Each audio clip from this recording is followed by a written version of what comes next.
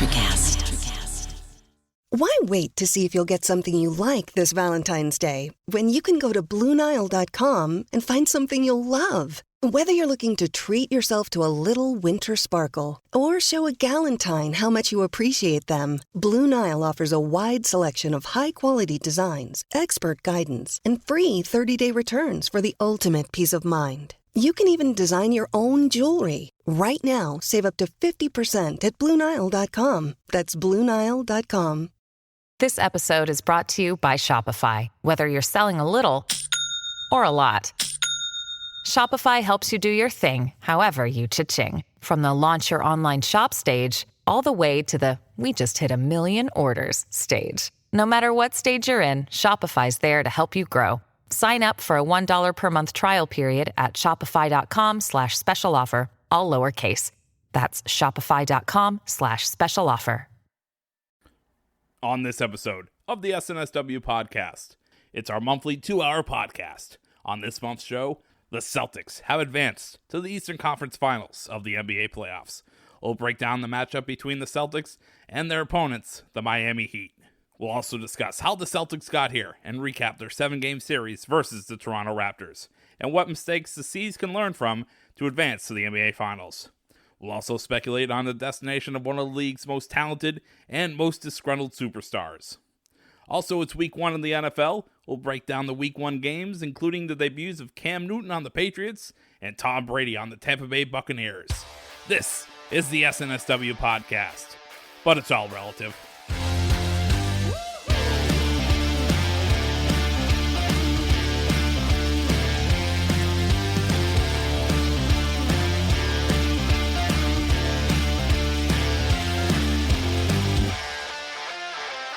And welcome to episode 7 of the SNSW Podcast. I am Craig D'Alessandro, executive producer of the SNSW Network.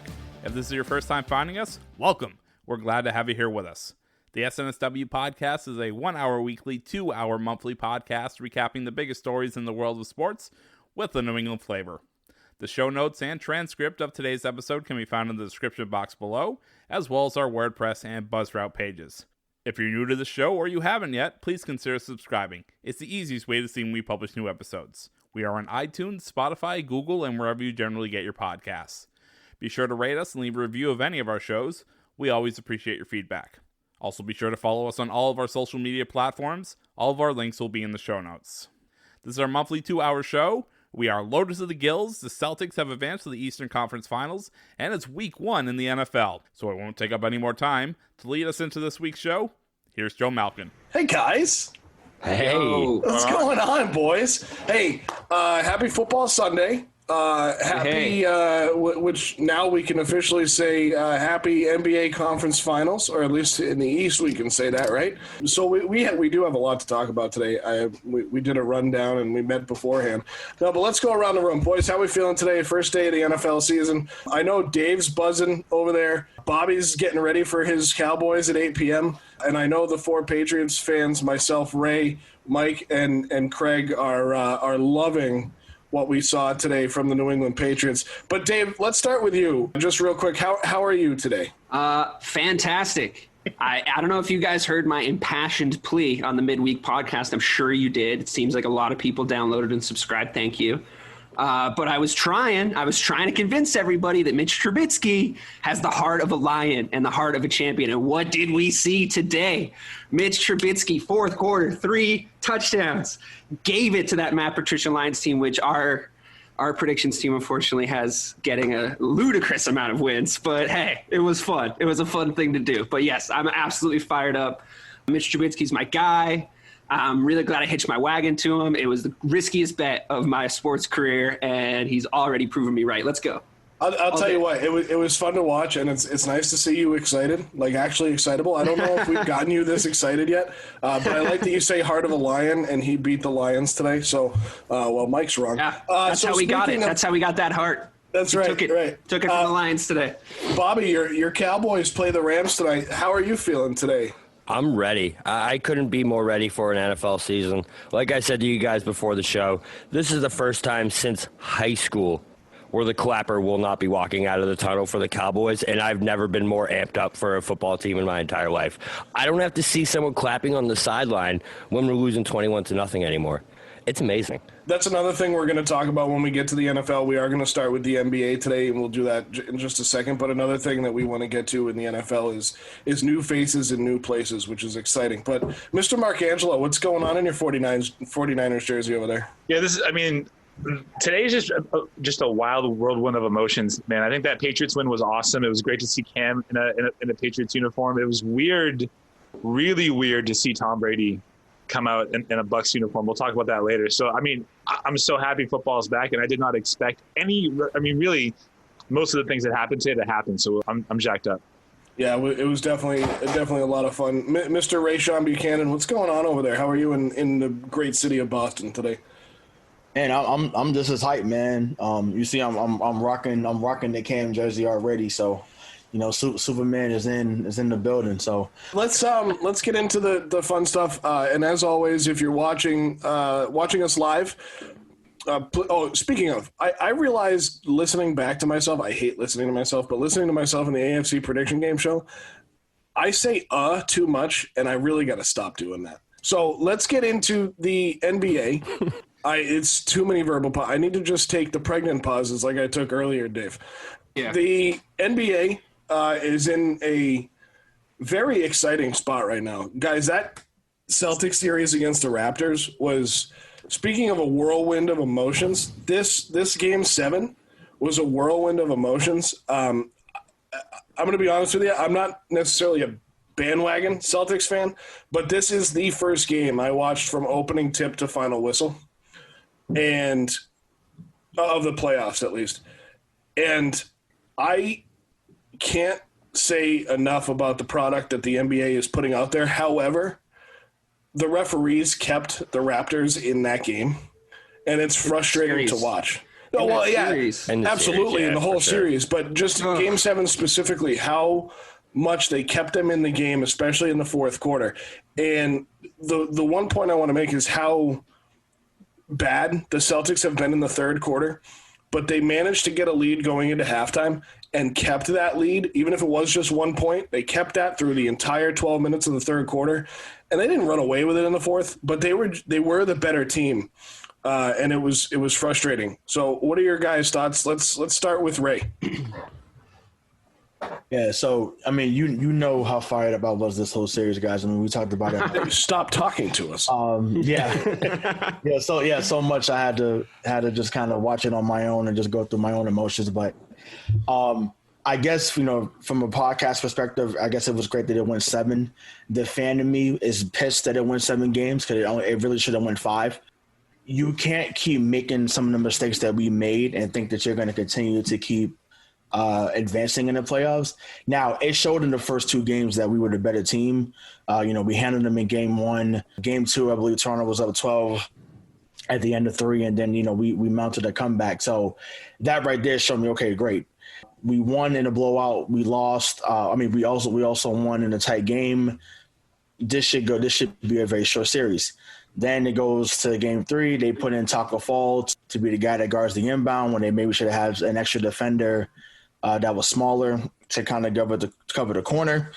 And, the series turns around on one shot. But I guess, to use Bobby words, I'm glad they persevered, because I would have had a whole different mood even if the Patriots won. The Patriots didn't win today, but my mood would have been completely different if we were only talking about New England winning today and the Celtics are at home like I am. So I feel like the big thing that Joe pointed out was like how many bad third quarters they had. And that to me isn't like they had a bad third quarter. To me, it's they're coming out of the locker room slow. And I think that's a big thing that we need to fix going into the next series, because I was trying to decide if the Raptors were coming out hot or if we were just coming out dragging every single game. And it was definitely that we were coming out dragging. The Raptors weren't doing anything that differently. Game 1 and Game 2, they were trapping us a little bit with a 2-3 zone, but like that lets you get a little hotter shooting from the perimeter. So they couldn't do it for like the entire game. So they were able to get us like once or twice in in the third where it was devastating for our chances to win. And it's like, you can't keep repeating that in the next series when the teams just get better and better. You have to come out hot in the second half. I don't know if Brad needs to fire up his speeches a little bit. I don't know if I don't know what the solution is, but like everybody's got to change their mental with that stuff. Yeah. I don't know if he does either. He needs to start yelling at some refs too, by the way. He needs to get a little bit more mad at the refs from time to time. Darn it. I love Brad. I'm not turning on Brad, but I think a little fire goes a long way. Like if we continue through to the finals and we maybe play the Clippers, that'll be a big difference. I've seen Doc Rivers in a final series. Like he gets hype, and like if Brad just gets shouted down, like that's not going to work. You know, it's already a tough matchup. So where have you seen Doc in a final series? In 2008. Oh, for the Boston Celtics? Right. Yes. Bobby, have you gotten that Raptors tattoo covered up yet? No, listen. I don't know if you guys remember. Don't try and say you're taking his take. Listen, I'm not abandoning the take. Listen, Joe, I wasn't going to, and Joe set it up, okay? I really wasn't going to. I really wasn't. But I was. Dogfight, am I right? Dogfight. I'm just saying. It shouldn't have been, though. Like Ray said, it shouldn't have been a dogfight. But the thing is, on one shot, that should have been a sweep to 5 games. That was like we were set up. You had abandoned your take by that point. I did. No, I did. You had jumped off the train. Listen, I wasn't even going to mention the train until Joe brought it back into the station, okay? But anyways. That's typical for Bobby, by the way. I just want to point that out.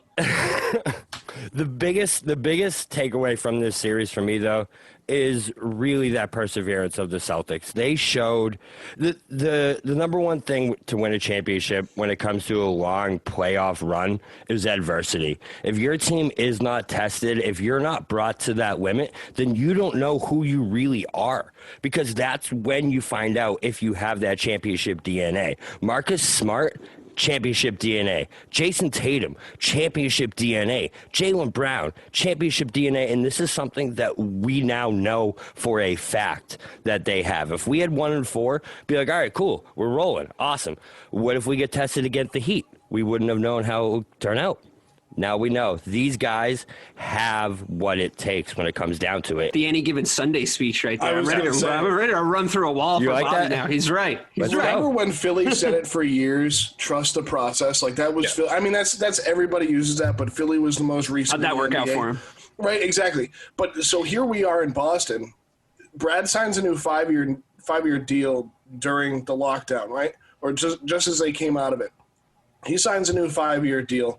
Danny Ainge basically stands pat at the trade deadline, and they run with the kids they got. I mean, Marcus Smart is still relatively a kid, right? That guy he's one of the best defensive players in the NBA. He is insane. I mean, he flops.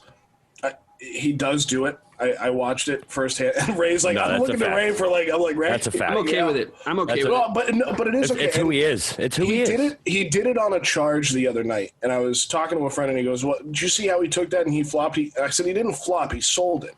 And you have to sell a charge like that, because selling a charge is big. I mean, there was like 5 charges called in that game. That seems like a lot to me. But yeah, Bobby, I mean, that's the thing about you trust the process, and you let the kids do it. And that's why I think Kyrie was even more of a cancer. And I know he's long gone, and I don't want to like just relive the past and say, this is the reason for our problems. But at the time, I think he was the biggest problem, because he came in and he tried to single-handedly change the culture that wasn't the culture that they needed in Boston. But before I keep going, Michael, give us your thoughts on the Celtics. So, I mean, obviously, I'm really excited that they won that series and that they are advancing, right? But Bobby, you said they have perseverance. They created the majority of their own things that they had to overcome. And if they do that again in the next series or against a better team, I don't know if the Heat are better than the Raptors. I mean, I think they are. But if they do that against like the Clippers or the Lakers, they don't have a shot. You can't have double-digit turnovers consistently every game and expect to win. They fixed that problem by the end, though. They fixed that problem by the end. And I think that's a plus for them, that they figured out things that were going wrong for them and made adjustments. But to your point, like they have to figure out how to come out of the half strong. I mean, because they start games pretty well, right? They have to figure out that third quarter.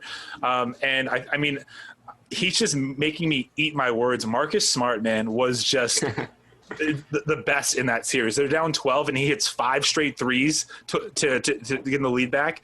So I'm really excited about the Heat. I am scared. I did say, I think a week or two ago, that the Heat do scare me because they resemble a lot of the things that we do well. And Jimmy Butler is playing very, very well this year. But this series was a great series win. It should never have gone 7. DK should have been right. It should have been a 5-game series, but Bobby was. See, this is why no. He said it was going to be a sweep. He said we were going to sweep Toronto. Well, he started with 5, and then I baited him into saying 4. No, I said it. Hang on a second. I said it was going to be a sweep too. You said what? I said it was going to be a sweep. You're both wrong. Yeah, you're both wrong. No. I'm just trying. Actually, honestly, here I'm just trying to back Bobby up on this one. Partially because I feel bad for like yelling at him about the Adrian Peterson thing in text earlier, but it's. I said that before Game 3, my exact words were, if Toronto wins this game, it goes 5. If they don't, it goes 4. That's also called hedging your bets, Bobby. Sometimes it works. Sometimes it doesn't. Now, can I just please defend myself on the sweep call? Like, we were good enough to sweep them. We proved across the first 2 games that we were good enough to sweep them. Yep. If we played the way, like, and I don't even blame them for what happened in Game 3. Like, that was a fluke play. I've got like 0.5 left on the clock, and it swings the whole series. Yeah. Ray, you said it swung the whole series. Like, it absolutely did. Like, that's just, like, and then they had a hangover game, and then they got the job done. You know what I mean? But they proved that they were as much better than the Raptors that I said they were, I think. Do you not agree? Like, I feel like they are considerably better basketball team. I just think, like, that Game 6 was infuriating. For it was. Like, so many guys. Because honestly, I'll say this, guy. I'll tell you why I was so triggered and so pissed. Right, if you remember the 2018 Conference Finals, right? We go up 3-2, and we head to Cleveland. Rozier has the game of his life against Cleveland. Jaylen Brown, I think, had 27. And then, LeBron took over in the 4th and then overtime. But if you remember, there was calls that were being given that should not have been called against Boston. And I said, damn it, like, this is going to be the same thing that happens where we're up 3-2. We go on the road, so to speak, quote unquote on the road, and they make calls to favor the other team. And that's why I was like, damn, like, is it going to be something where we get screwed again? And it shouldn't have been, because we was up 2 against that Cleveland team too, if you remember. And we were better than that Cleveland team. Yes, they had LeBron James. We were better than that team too. I don't care what the Bron section will say. We were better than that team too. It also doesn't make sense to me that the NBA would want the Raptors to move on, because they're not a star-studded team. Like, they're not ratings generating at all. They were building that narrative. That's what I was saying to you guys. Yeah. They were building that narrative from before the playoffs started. It was like, oh yeah, everybody doubted them. I was like, who doubted them? They were like a non-starter. They were a non-factor. And they weren't being talked about. Kawhi's gone. Nobody gives a damn about the Raptors anymore. But then there was this building of, like, on ESPN, like, on all these different places. It's like, oh, but, like, the Raptors are sneaky. LeBron came out and said it, right? LeBron came out and was like, oh, everybody knows they're good, like, blah, blah. I'm like, they're not, though. Like, they're not. They don't have the guy who won them the championship. It's simple math, right? That's why the NBA wanted them to continue, because they have this legacy narrative that they didn't deserve because they weren't the legacy champs, Why wouldn't you want – and this is going to that point. So, because I kind of agree with it, right? That they were building the narrative, like Ray said. They're making the calls in Toronto's favor. We saw it all series. Not that Toronto isn't – they're still a good team, right? There's no Kawhi, but they're still a good team. Even though we all said that they stink before when Bobby made that point. But I still think they stink. Well, clearly they're better than we thought they were, because they got to the point they did. And maybe that was because of the narrative, Dave, and I don't disagree with you. But why, as the NBA, so we sit here as fans and go, why wouldn't you want Brad Stevens Celtics, if the NBA had their choice, why wouldn't you want Brad Stevens Celtics and LeBron James's Lakers? I know I say LeBron James like he's the head coach. But why wouldn't you want to build that narrative? They were about to see two 1 seeds drop from the Eastern Conference Finals for the first time ever. And a lot of people in those fan bases are going to come and be like, oh, there's an asterisk on that because it's the bubble season. So it's like all this weird stuff. The only reason that they got knocked out, and well, Neil, but like, you don't think everybody in Toronto is going like, oh, if we took him to Game 7 in Jurassic Park, that's a wash. Like, no way, we definitely win there. And they might be right about that, actually. Like, if they would care about basketball anyway. Yeah, but they would have had a much bigger advantage if we had to go to Toronto and win. I actually still think we'd be able to because, like I said, the Raptors stink. But from if that Game 6 was in Boston, I promise you. Yeah, agreed. 100%. 100% agree. I'm not hearing that. No, but what I'm saying is if they took us to 7 games and we had to go to Toronto in a 7th game, that would be for the exact reason you said. I wouldn't feel comfortable in that situation. I'm not going to lie. Exactly. I don't mean to be this guy again, but I don't think we're giving that team enough credit, guys. Like, I know that turned the series. I know. Listen, I get it. But the thing is, that Game 6, we all were talking about it. Kyle Lowry showed championship DNA. We let him into the game, Bobby. That shot he hit was just unreal. We let him get going. We did that to ourselves. We have an undersized Kemba, right? Getting beat up by 2 physical. Like, I know that Van Vliet is like short, but he's like a big dude, and he's just bumping on Kemba for like 4 or 5 games. And you can see Kemba's performance levels going down. Yeah, you could. And and we let their guards into the game. Like, we should have been like stretching the floor, like moving Jayson Tatum, and we eventually ended up doing this. Like, when we played defense like this, we always ended up like turning the game around and winning. You know what happened? When Brad Stevens said, you know what, I'm going to put Marcus Smart on Kyle Lowry, it changed. Yeah. It was over. Yeah, agreed. Exactly. And that was it. Had they put Marcus Smart on him every game, it would have been in 4 or 5 like we talked about, because the games that he guarded him, Kyle Lowry didn't have that same effect. To be fair, I didn't think Kyle Lowry was going to be as good as he was. I really did not. But I mean, he did show up last year at a certain time, so I figured he would have some games, but not to the point where he's getting 30 plus and he's hitting turnaround jump shots on Kemba Walker and he's hitting threes from 30 feet. Like that was ridiculous. But like you said, we let him get going. And I have to say this too. If there's anybody that's listening to this or you'll listen to this later on this week or whenever you listen to the show, if you were someone that believed that Pascal Siakam was better than Jaylen Brown, I want you to go to your nearest. That's crazy. I want you to I didn't know that was a thing people were saying. I want you to go get drug tested, and I want you to go sit down with a counselor and talk about how you've been abused, because Pascal Siakam is not in the same breath as Jaylen Brown. Jaylen Brown locked him down. Shut him down. Yeah, no, Jaylen Brown's awesome. I'm sorry, I probably go another 20 minutes, Joe, on Jaylen Brown. But no, Jaylen Brown is great. Remember they both got drafted in 2016. Siakam got the big deal for, I think, 4 years, $130 million. And then, to people's credit, people did not think that Jaylen Brown deserved that 4-year, $115 million deal last year. They didn't think he did. And then but he keeps getting better each year. I mean, and he's showing the playoffs once again. He's that guy, and Siakam is just a jack. Let me ask you a question. Like, if we get to the next round against the Heat, right? And Jaylen Brown and Jayson Tatum, they shrink. Did he still deserve that 4-year, $150 million contract? Because we haven't done anything as of right now. We've done nothing more than we've done before with this team. We're back in the Eastern Conference Finals.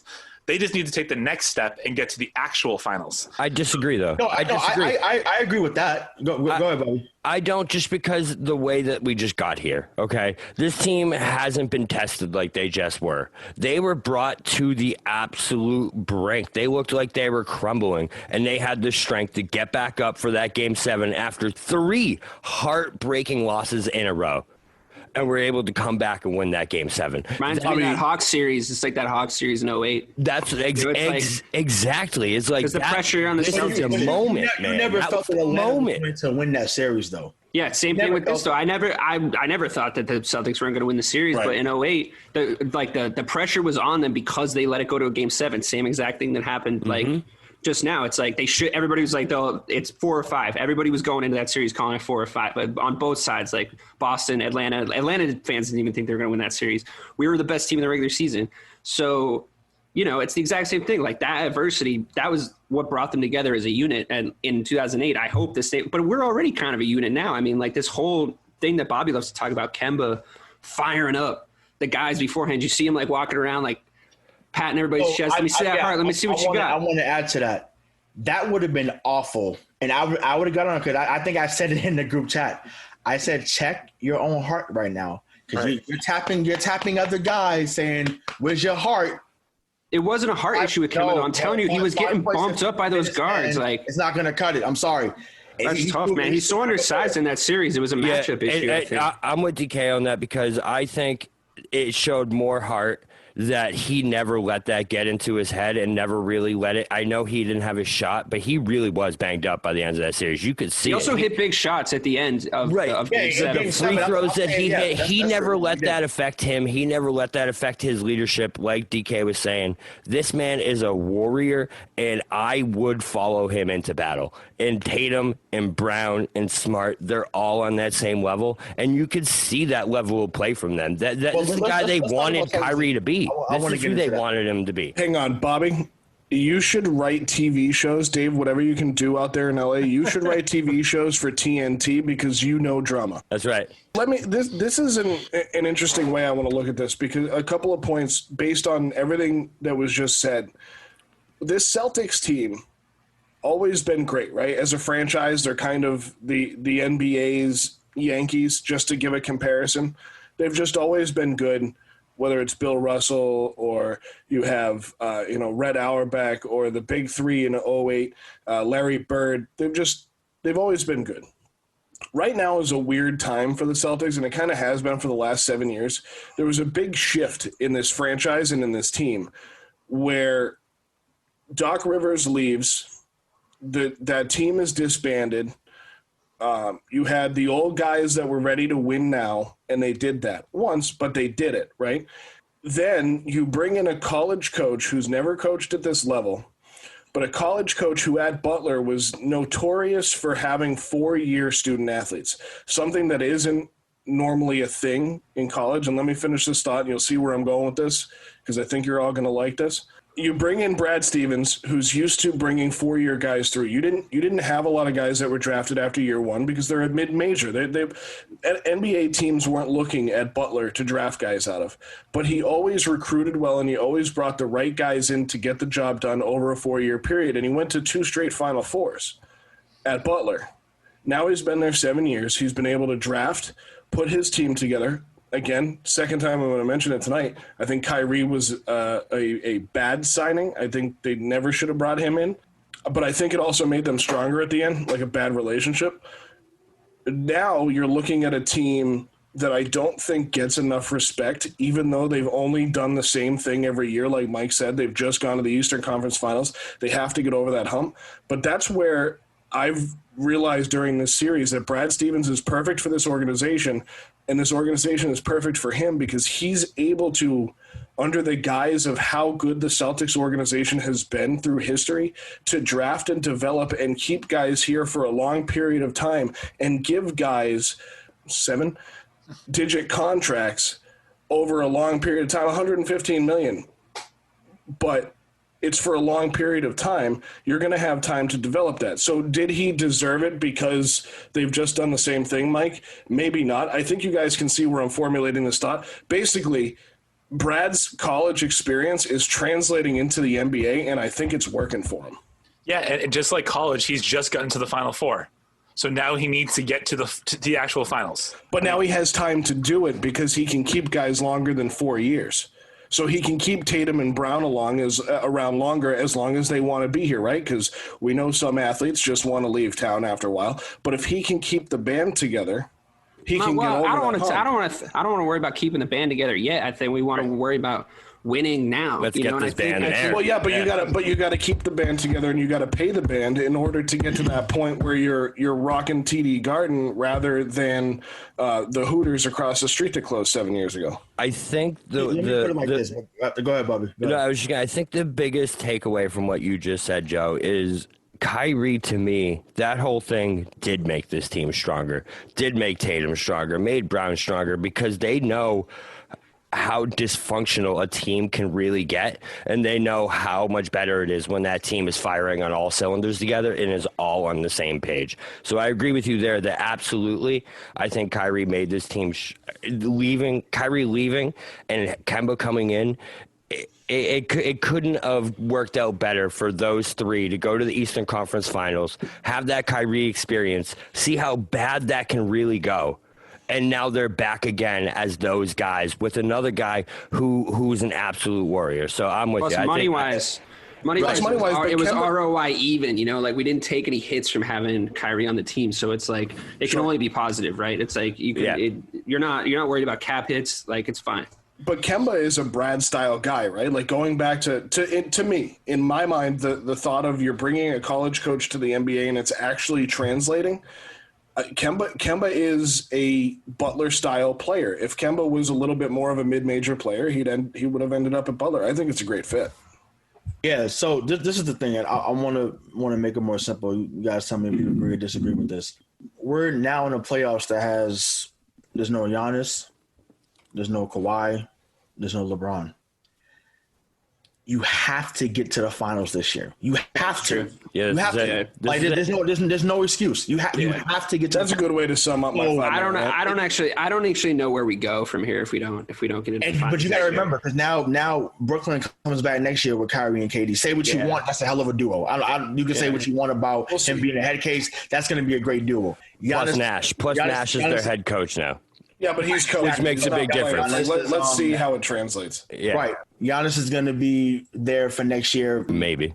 We'll get into that. But I mean, he's there. So, there's other talent there. So you have to catch the light. This is our best opportunity that we've ever had to win a championship with this team. So it's just like that has to happen now. If you don't win it now, I guess my question is, like, what if they get to the Heat and they don't advance? What does that say about what does that say about Brad Stevens, about all the players? You really have the Heat be in the Celtics though? He did. I think in a way.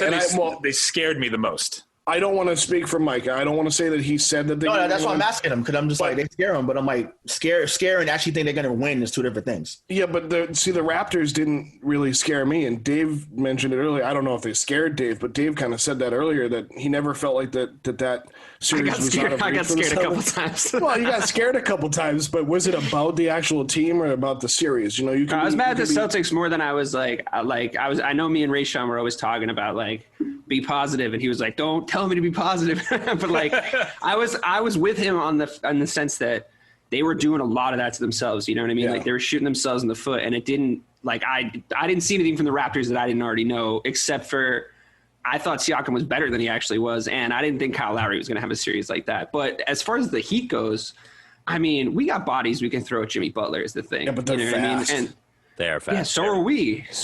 What do you mean? We are fast too. You know what? Just like you said about those two players right there, about Siaka and Lowry, I don't think I realized how fast this Celtics team was. They nullified the Raptors so quickly with just getting back on defense, and they were getting back. They're flying back. You know what I mean? And that's where they spent. And they didn't play a ton of full court ball. We do play full court a lot of the time. Absolutely. We do actually go coast to coast a lot of the time because we're long and athletic. We didn't do it at all against the Raptors because it was anytime we were playing that kind of game with them, we were losing because that's playing them at their game. I think we can do that to the Heat a little bit, because I don't think they can run like us. I don't think that they can bump and grind like we can. There's some grit on that team because of Jimmy Buckets, who I love, but I don't know. He might be having a meltdown by game 6. You know what I mean? He might be full on freaking out and yelling at everybody. They also have a championship winning head coach too. I mean, he's been there before. He knows how to do it. He knows how to get your team there. Brad Stevens, again, I really like him. He might as well have been the water boy for that championship. That's your guy, Mike. That's your guy. Well, that's your guy, Mike. Hey, I know Butler is the guy there. But there's one thing the Heat do have that I think they will capitalize on, unlike the Raptors didn't, and that's Ben Adebayo. He's a great offensive center, and I don't know if the Celtics are going to have an answer for him. Granted, that is what we said against the Raptors, and the Raptors just didn't use that. What about the 76ers? Reason? What about the 76ers? We had an answer for Joel Embiid. So I'll answer that, Bar, because I agree with you, right? Bam, it's Bam Adebayo. It's hard for me to pronounce it too, but I think that's how you say it. But he's to me, he will be the best big man that we face until we get to the finals, unless we get to the finals, because Anthony Davis or whoever's there waiting. I really don't want the Lakers. As a side note, I really don't want the Lakers. I don't know if I want either one of those teams in the West. Nah, I'm fine with the Clippers. You want to beat the best, but that's just how I say it. But anyways, but we're not gonna be. Anyway, go ahead. Bam Adebayo, just from like an energy standpoint, is by far the best center that we're going to be facing. Mm-hmm. The way that he defended Giannis in that series was That's what I mean. And I've never seen, like, Giannis usually plays the bully. I've never seen Giannis get bullied the way that he got bullied by Bam Adebayo in that series. So that's the one clear mismatchup that they have against us. But everything else to me is even. Like, to me, Kemba's better than Goran Dragic. Although Duncan Robinson and Tyler Herro could shoot the lights out, they're not better as wings than, you know. Kemba's also faster than their guards this time. Right, like, exactly. He's going to be able to blow by them, like right, he was just not able to do against the Raptors. And Miami will not play the Bucks in one like Toronto did. No. That's just not going to happen. They're man on. They're man on for the they're going to play man. So if you're saying, hey, we're going to play men on men, you know, we're going to play man against Kemba Walker, Tatum, and Brown, then good luck. Good luck. Yeah, good luck. Yeah. You'll be going home. I do just want to say that for me, it would be better if the Celtics beat the Clippers in the finals, so that I could finally look you in the eye, Rayshon, and say that Brad Stevens is better than Doc Rivers, and I have proof. They gotta win Game 7 against the Nuggets first, then beat the Lakers. They better do that. The Clippers like to blow leads. How beautiful would it be for the Celtics to get back to the goddamn NBA Finals one more time? And there, waiting in their way, is not only the Los Angeles Lakers, LeBron James, man. LeBron James. No, that doesn't sound it's like the final boss. It's like the final boss of a video game. There he is again. You better beat him, because there he is. He's the guy you got. That's the story. I would love that to be. That's just me. Like I love to see the Celtics Lakers, and like it was great in 2008. It was great in 2010. Obviously, we had different results both times, but it's just too bad that won't be in front of a crowd, because that would have been crazy. Oh man, if Kendrick Perkins is in that Game 7, by the way, in 2010, if Kendrick Perkins is in that Game 7 in 2010, we win both of those series. Right. Yeah, I know this is a Boston-centric podcast, but that's a fact. Mike was at my house for that. That was a very, very sad. Right, but Mike, I want to say this, so this is on the record, and you don't think that I'm shying away from this. I would love to be wrong and him tie Doc Rivers, obviously, because that means that the Celtics won the championship. So I just didn't want Doc to be discredited as a coach. But, I mean, my God, if he loses the series, and we talked about this on a previous show, you have to at least get to the finals. You know, if you have, the guy that Dave talked about being the best guy in the playoffs, which is Kawhi Leonard, you can't have that guy on your team and you not at least make the conference finals, if not the NBA finals. So that has to happen. So, yeah, that definitely is a chick in his armor like we talked about if they do not win. But yeah, there's a part of me I would love, just like same thing with football. If we found a way to get against Tampa Bay and we slaughtered Tampa Bay, that would be beautiful. I love Brady, but so what? You on the other side, buddy. You got to go down. So same look so good right if now. we face Doc in the finals and we beat them 4-2 or we beat them in 7, that's awesome for me. That'd be great, because that means the Celtics are world champions. So you guys mentioned Giannis earlier and what's going on there in Milwaukee. There's been conversations around the league already, or I guess just in Orlando at this point, of what's going to happen next year with Mr. Giannis. What do we think happens there? Does he stay in Milwaukee? No, God, I don't think so. No. I think he's already at the airport. He's waiting for them to tell him where to go. He's crutching his way through the airport right now, like just waving his hand, trying to catch the new closest plane to anywhere else, Chicago, anywhere. He needs to get out of there as soon as humanly possible. He gave that. This is the rule in the NBA, like the LeBron James established rule. He gave them this period to put weapons around him to win. They failed to do that badly, actually. They really did. They made a lot of dumb choices. And they don't deserve to keep the best upside player in the NBA right now. They just don't.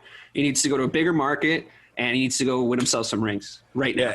I think there's two things that to me point to him leaving is how fast they were to say he wasn't. That game, the whistle barely blew, and Milwaukee was already like, hey, by the way, Giannis is coming back next season. You're like, no one. It's like that meme where it's like, absolutely no one. The Milwaukee Bucks. Giannis is definitely coming back next season. Like that's how I felt like that went.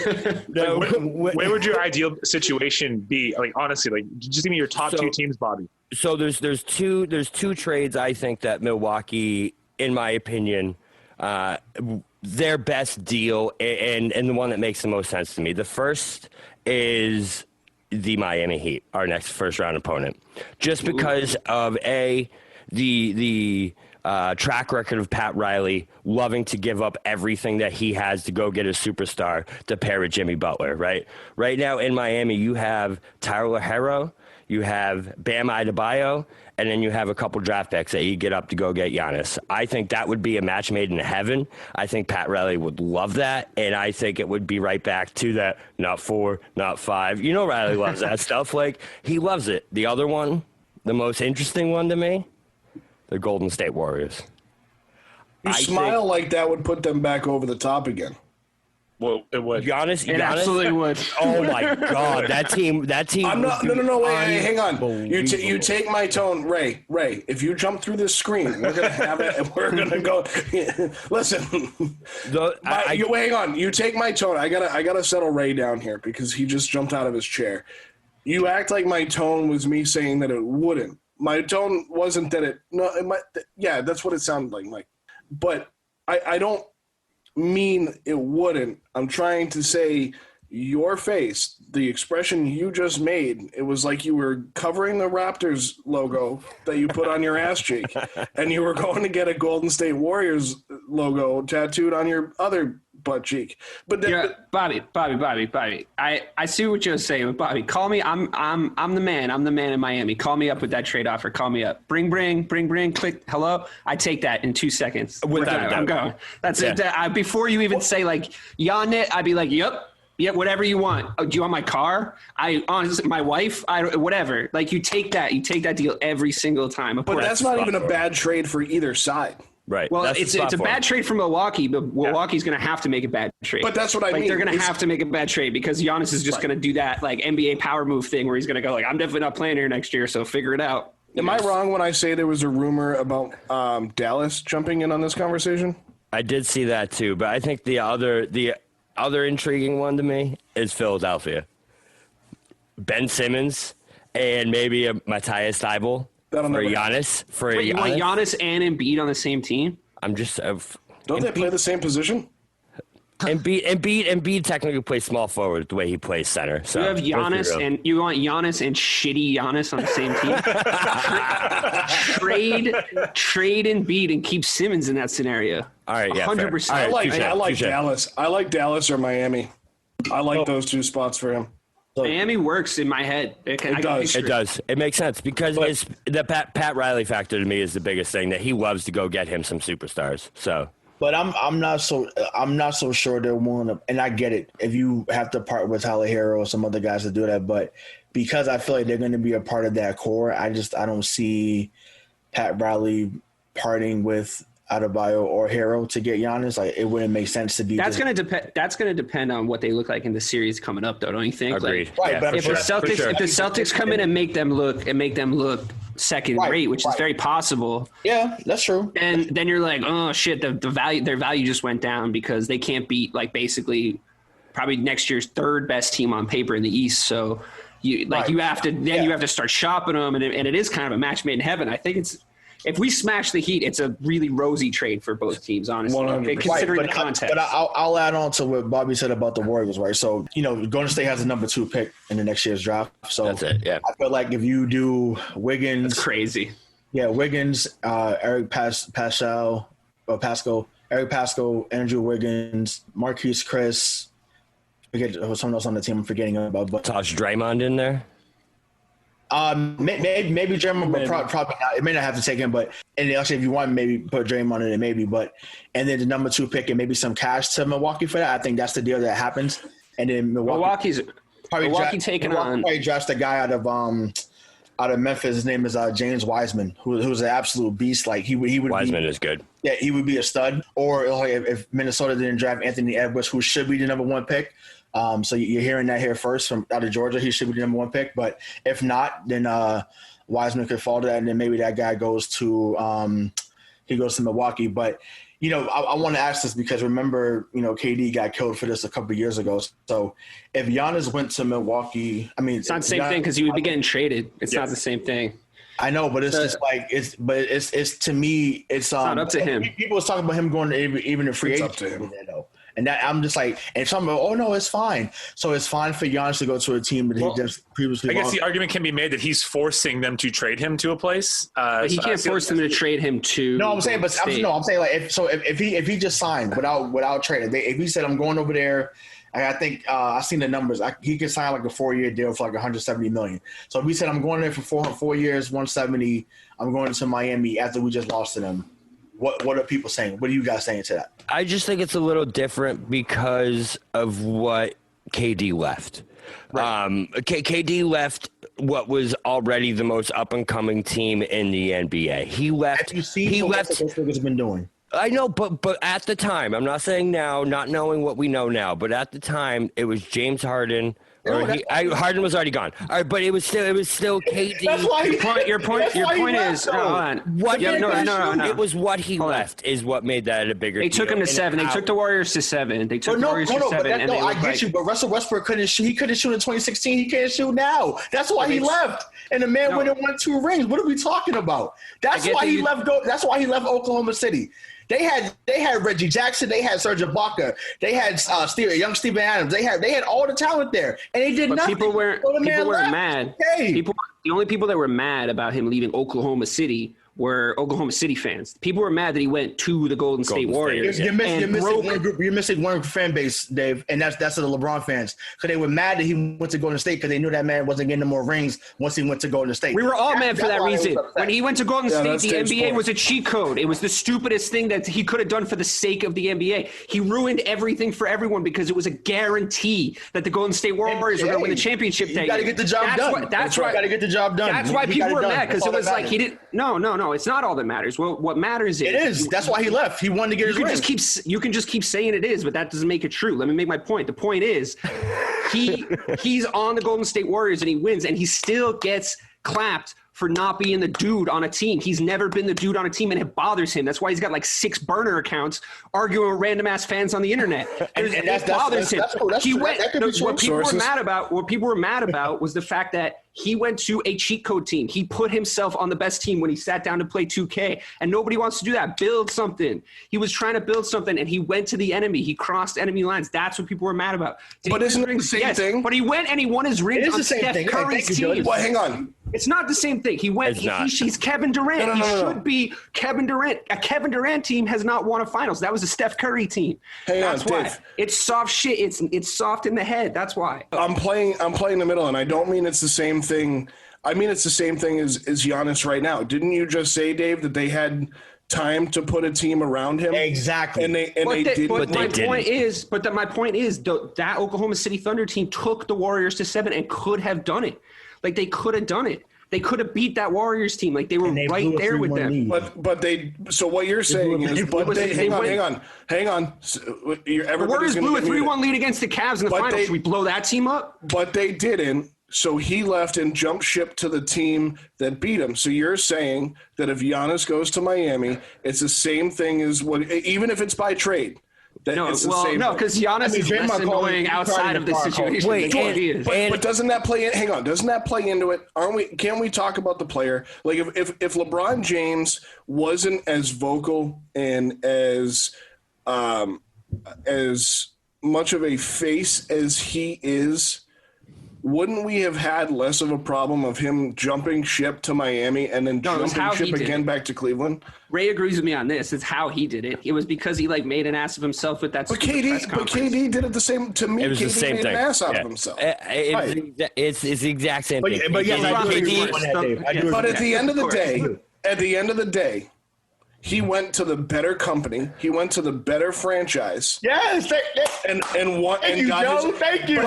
Because Oklahoma City is a poorly run organization. That's it. That's all it is. The thing is OKC was on the cusp for years. Milwaukee isn't on the cusp of shit. They haven't been. All right. So they've been in the playoffs for the last 4 or 5 years, haven't they? And they've put the team around him, like Dave said. Because of Giannis. No, right. But I'm saying I'm just talking about leaving the rival. I'm not saying about the talent they put around him. I'm not saying. I'm just speaking. You leave to go to a team that you lost to in the playoffs, and that's my only point I'm making. Were Oklahoma City and Golden State, were those rivals before that series? They were rivals. I'm telling you, I'm saying this what I know because I've heard this from other fans that love LeBron. when KD left in 2016 to go from Oklahoma to go to State, to beat LeBron. They knew. Yeah. Damn, I'm not so sure that Bron's gonna get another one. Like, it came out of them, and that's what it was. So it's not about part of it is like to what Dave said about, oh man, that's the weakest move by a superstar ever. And I get that on certain levels, but the era of trolling, the era of social media, they trash you for not winning. They trash you. Oh, he gets to the conference finals, but he didn't win, or But they still trash KD though, because like he comes with that weak ass shit. But you can joke all you want, regardless. When he's done, he's still at least a 2-time. He went to a Steph Curry. He went to a Steph Curry team and he won on a Steph Curry team. A Kevin Durant team has not won a finals. Doesn't go there, does Golden State win again?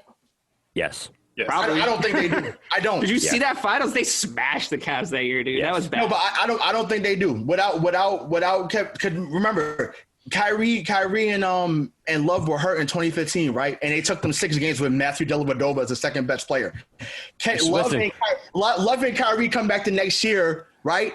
And then they end up going 7 and end up winning. So I don't think that Golden State isn't it a more interesting thing to watch though? Is Golden State, that iteration of the Golden State team, and going back and playing a fair series against LeBron and the Cavs? Like, wouldn't you have wanted that to happen? That's what I was upset about, and that's what a lot of NBA fans were upset about. I mean, the narrative was ruined. The narrative was ruined. You knew what was going to happen, and you said even the LeBron fans knew it was going to happen. But and it ruined the season. All right, to be fair, Dave, Draymond Green cried in the car and called Kevin Durant. So it wasn't like he was running to go to Golden State. They called that man and said, "Hey, come join us." I'm also mad, by the way. Like a little tampering.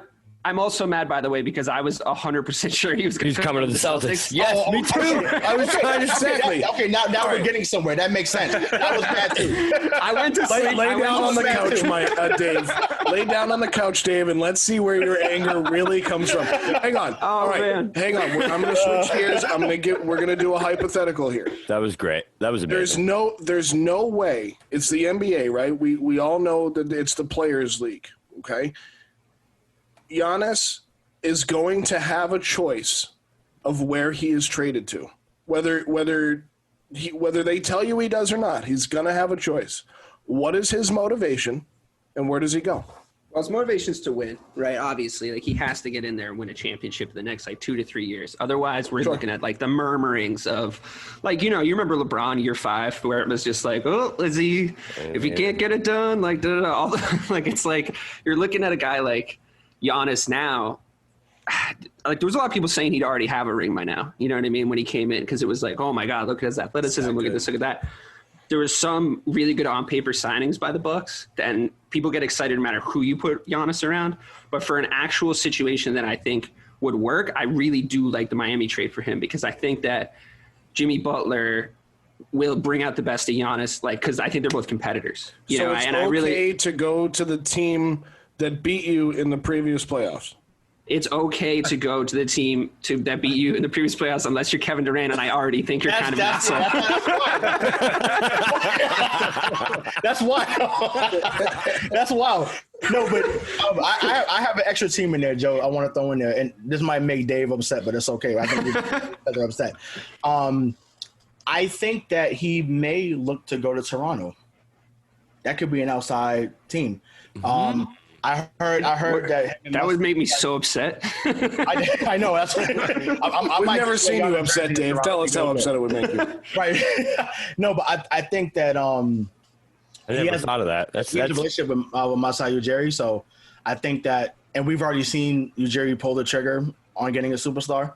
So I think he would give whatever he needed to do. So if he had to sign and trade like Ibaka, Van Vliet, and with Boucher for Giannis, I think they'd be at Toronto. And some picks. You need to throw some picks in there too. I don't know what their draft stock's looking like, but whatever picks they want. Yeah. So don't be surprised if Giannis is in Toronto. Wow. I'm gonna have nightmares about that. Toronto, Miami, Golden State, Dallas are the teams that I think. Dallas is intriguing too, but I just don't see who Dallas has the assets to give up. Like, are you going to give up to? Are you going to give? It would be Kristaps. It would be Kristaps. Yeah, what's it? But he's so injury prone. He doesn't stay healthy. He doesn't stay healthy. Yeah, so we'll see. We'll see what happens. I didn't even think of that, to be honest. I think that's actually probably the most intriguing one because everyone else, they would look for Giannis to sign an extension. We already know Toronto don't give a damn about an extension. They will trade for you if they think that you can get them a championship this year. But who would they put around him? Because Lowry's contract is up this year. It's done. Lowry had signed. He'd be one of those guys that would sign. He would come back. He would come back for if he knew Giannis was there. Yeah. Yeah, he would definitely Gronk. He would Gronk the situation. They put a team around him. Do you pay him $33 million a year to come back though? No. Who? Lowry. That was his salary. No, not now. Not at age 34. No, hell no. No, he should get maybe like another 2-year deal for I'll say like 44 mil. So about 22 a year. I think that's feasible for a guy that what he's done in his career. I mean, his last contract was 3 years, $100 million. Yeah, so I give him 2 years, 44 mil. That's 22 million a season, and we just leave it at that. No, frees up some money for Giannis when he gets exactly. There. So, and then, I don't know what their cap situation looks like, but I think that their front office is real smart, and I think that they could figure it out. Depends on the conversion rate.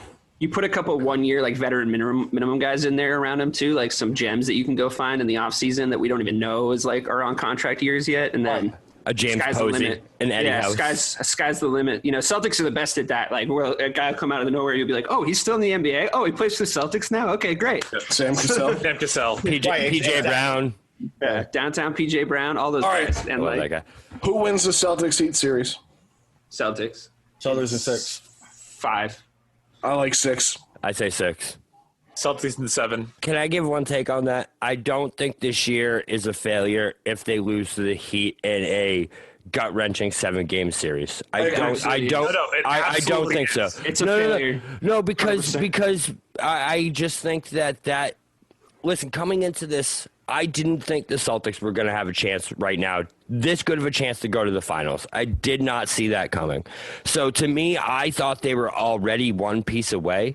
So if they lose and they show heart and they do what they can do and they happen to lose in 7 to a very good Heat team, as Mike put it, I don't think that's a failure. I think that shows that they have it. I think they have that championship quality.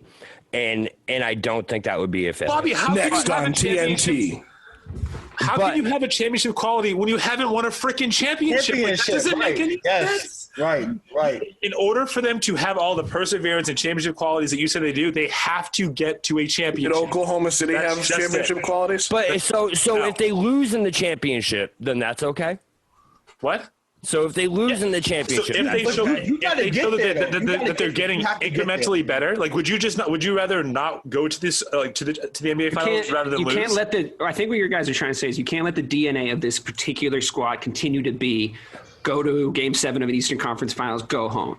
Go to Eastern, we have to win one of these games. We have to show the world that we can do it. And I do think that they're going to be able to. I hope it doesn't even go to 7, but if we just smash the Heat, great. But if it does, quick question, Mike. Who is Duncan Robinson and Tyler Hero guarding? Listen, I don't want. I want to know. I don't really know why.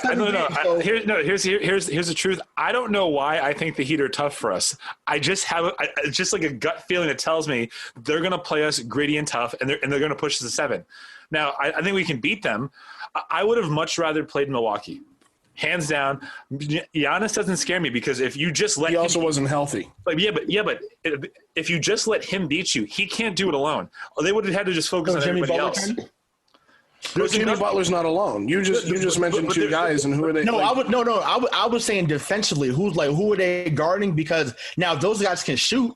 But you still got to defend. It's two ways. You got to be a two-way player. So Duncan Robinson can't hold Jaylen Brown. Well, can we just agree that Harrell can't guard? Can we just agree that he can't guard him? No way. That we're going to be in trouble if Kemba has another 5-point game. Well, then we're going to be in real trouble. Oh yeah, absolutely. But Goran Dragic can't guard him either. He can't guard him. He did. Listen, I'm putting this on. You can say this right now, and there is no way Kemba Walker will have a 5-point game this series. No way. He's gonna crush those guards. He's so fast. He's so much faster than those guys. No way. No way he has a 5-point game. I mean, I hope you're right. I really do. No way. I think this is gonna be the Kemba series. Personally, like matchup wise, it has to be Dave. It has to be because. One, because he owes us, and I've been saying it. Like I'm pissed. I'm pissed. Yeah, I've been saying it. Kemba Walker owes us. Okay, so We can't say, cardiac Kemba. That's great. This is not 2011. This is yeah, not, but I think that goes back to the fact that, and this is the last thing we're going to say on the NBA because we are going to move on. But I think that goes back to the team that Brad has assembled, where Kemba doesn't need to be that guy.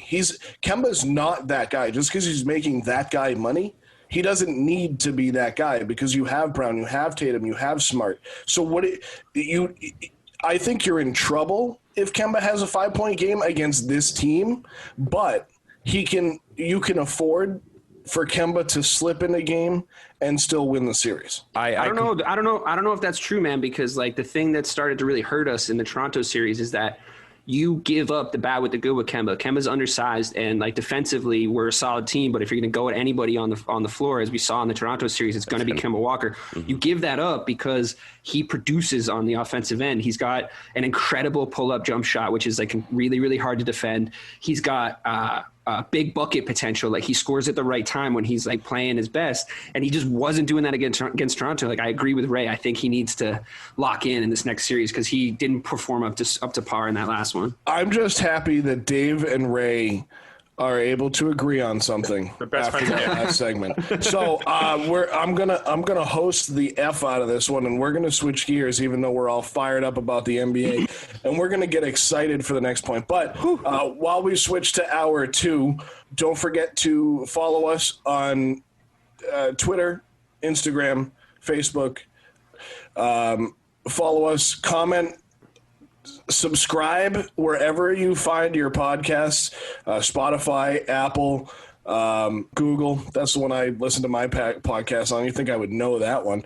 So make sure you subscribe to the channel and listen to our predictions from last week, the AFC and NFC NFL record predictions, which have already turned pretty interesting in week 1, I think. Today we had actual football. They did it for real after the Chiefs and Texans did it on Thursday night, which, guys, that was one of – and I think it's partly because we've all been locked in our houses for 6 months for the most part. That was one of the best Thursday night football games I've ever watched. The game overall was – a blast. Patrick Mahomes is the real deal, and that team is wild. And the score was a lot further apart than it ended. I think the Texans are a good team, but I don't think they were ready, and I think that's where preseason comes into this, and that'll show when we get into these other games. But then we come into Sunday, and as Bobby said, the first thing he woke up and said to his significant other this morning was what, Bobby? It's football season. It's football season. And it certainly was. And we'll start with the New England Patriots because, guys, we have a quarterback in New England after losing a quarterback in New England. Not that we didn't think we would. We thought Jarrett Stidham, who was actually inactive today, not on the 46-man active roster, which I think was okay. I don't think that was necessarily a sign or a bad thing. But Cam Newton had an absolute day today. And, I mean, he only threw for 155 yards, didn't have a touchdown, but he ran for 75 and had 2 touchdowns on 15 attempts. So for the 4 of us who, and everybody can comment on this, but the 4 of us who are Patriots fans, the Patriots win 21-11 to the Dolphins. It didn't feel like it was ever out of hand. From the start, I thought this was going to be handled well. And they won. They're 1-0 with Cam Newton under center. Let me just take you Patriots fans real quick back a few weeks when we started this fun journey of doing the 2-hour live show, and you guys were all desperately talking yourselves into Jarrett Stidham having a great season for the New England Patriots. I remember that. I haven't seen people lie to themselves that hard in a long time. Are you talking about before Cam was signed or after? Before Cam was signed, very first show. Well, I still think he was going to be good. I thought he was going to have a good season, but those circumstances changed. I want you to just realize now that like the only chance you guys would have had to do anything is signing a guy like Cam Newton. Jarrett Stidham was not going to take you anywhere. It's a good thing. It's a good thing that Bill Belichick is the head coach and general manager of the New England Patriots and that he signed Cam should have Newton. faith. But no, you're right. Have faith that he's going to sign a guy, or have faith in the guy that he drafted and was there. It was said multiple times that Stidham was not ready, and that came out of Patriots camp, that he was not ready. He wasn't going to try and win with him. He was never going to try and win with him. I agree with that. So, it's just that's like, I know it wasn't as obvious at the time, but when my overall point is, looking back, it seems more obvious now, doesn't it, that he was never really going to try and win with Jarrett Stidham. I mean, I think Cam Newton. We have to do whatever we have to do to get ourselves fired up for the season. And you do it every year. You said it in the pre-show with Trubisky. Like, this is what it's going to be like. That's right? what I'm going to try. That's what I'm trying to get you guys to see. We all lie to ourselves as sports fans. I also think like the narrative that the Patriots were like so smart to go get him, like he was there for $1 million. Like if they didn't really want him at the beginning, I think there were conversations the whole time. I think that was. I think there was talks. But I will say, like, he was efficient. He was very efficient. 15 of 19 for 155, 15 carries, 75 yards, and 2 touchdowns. If you can do that and you can hold the opposing team to less than 14 points, this is a dangerous team. Yeah. So this goes back to what we said about the difference between Cam Newton now and Tom Brady right now, right? The predecessor and the successor is that Tom Brady was out on his own. He wanted to call his plays. He wanted his offense, and he knew that he could afford to not take plays off. And I don't want people to think that that's where I'm going. He could afford to get to the point where he was making decisions on the field that would have put him in positions where he could call the plays and run his offense, where Cam is at the point where he's like, man, I'm 31. I just got ousted from a team. Like, they completely overhauled my last team with the exception of Christian McCaffrey, which he had a day. And I need somewhere to play. And he came into this kind of system, and he was always a Ron Rivera guy, right? Like, people have this misconceived notion of Cam Newton. And since the day he signed, and I said it to you guys, I've said it to everybody, I loved this signing because he is a coachable player. He is a team guy, and he's going to do the job that is asked of him. And Mike, you speak of efficiency. The one thing that should like kind of not scare you, but it's a little alarming, right? Like in the first half, when they wanted to run that run pass option, they did a really good job until the Dolphins stacked 11 on the line, and Cam didn't check out of it. So like he needs to make those adjustments moving forward. And I think there's no preseason games this year. Like that's just an adjustment that he will make. But I was saying like they're putting everyone on the line and he's still going to just run it straight up the middle.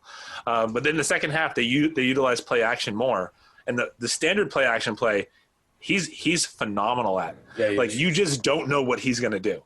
And his arm strength is great, and his legs. I mean everything that we thought would be the best case scenario came to fruition today with Cam Newton. I feel like a lot of that will come with familiarity with the offense, checking out of plays, knowing exactly where to go, things like that.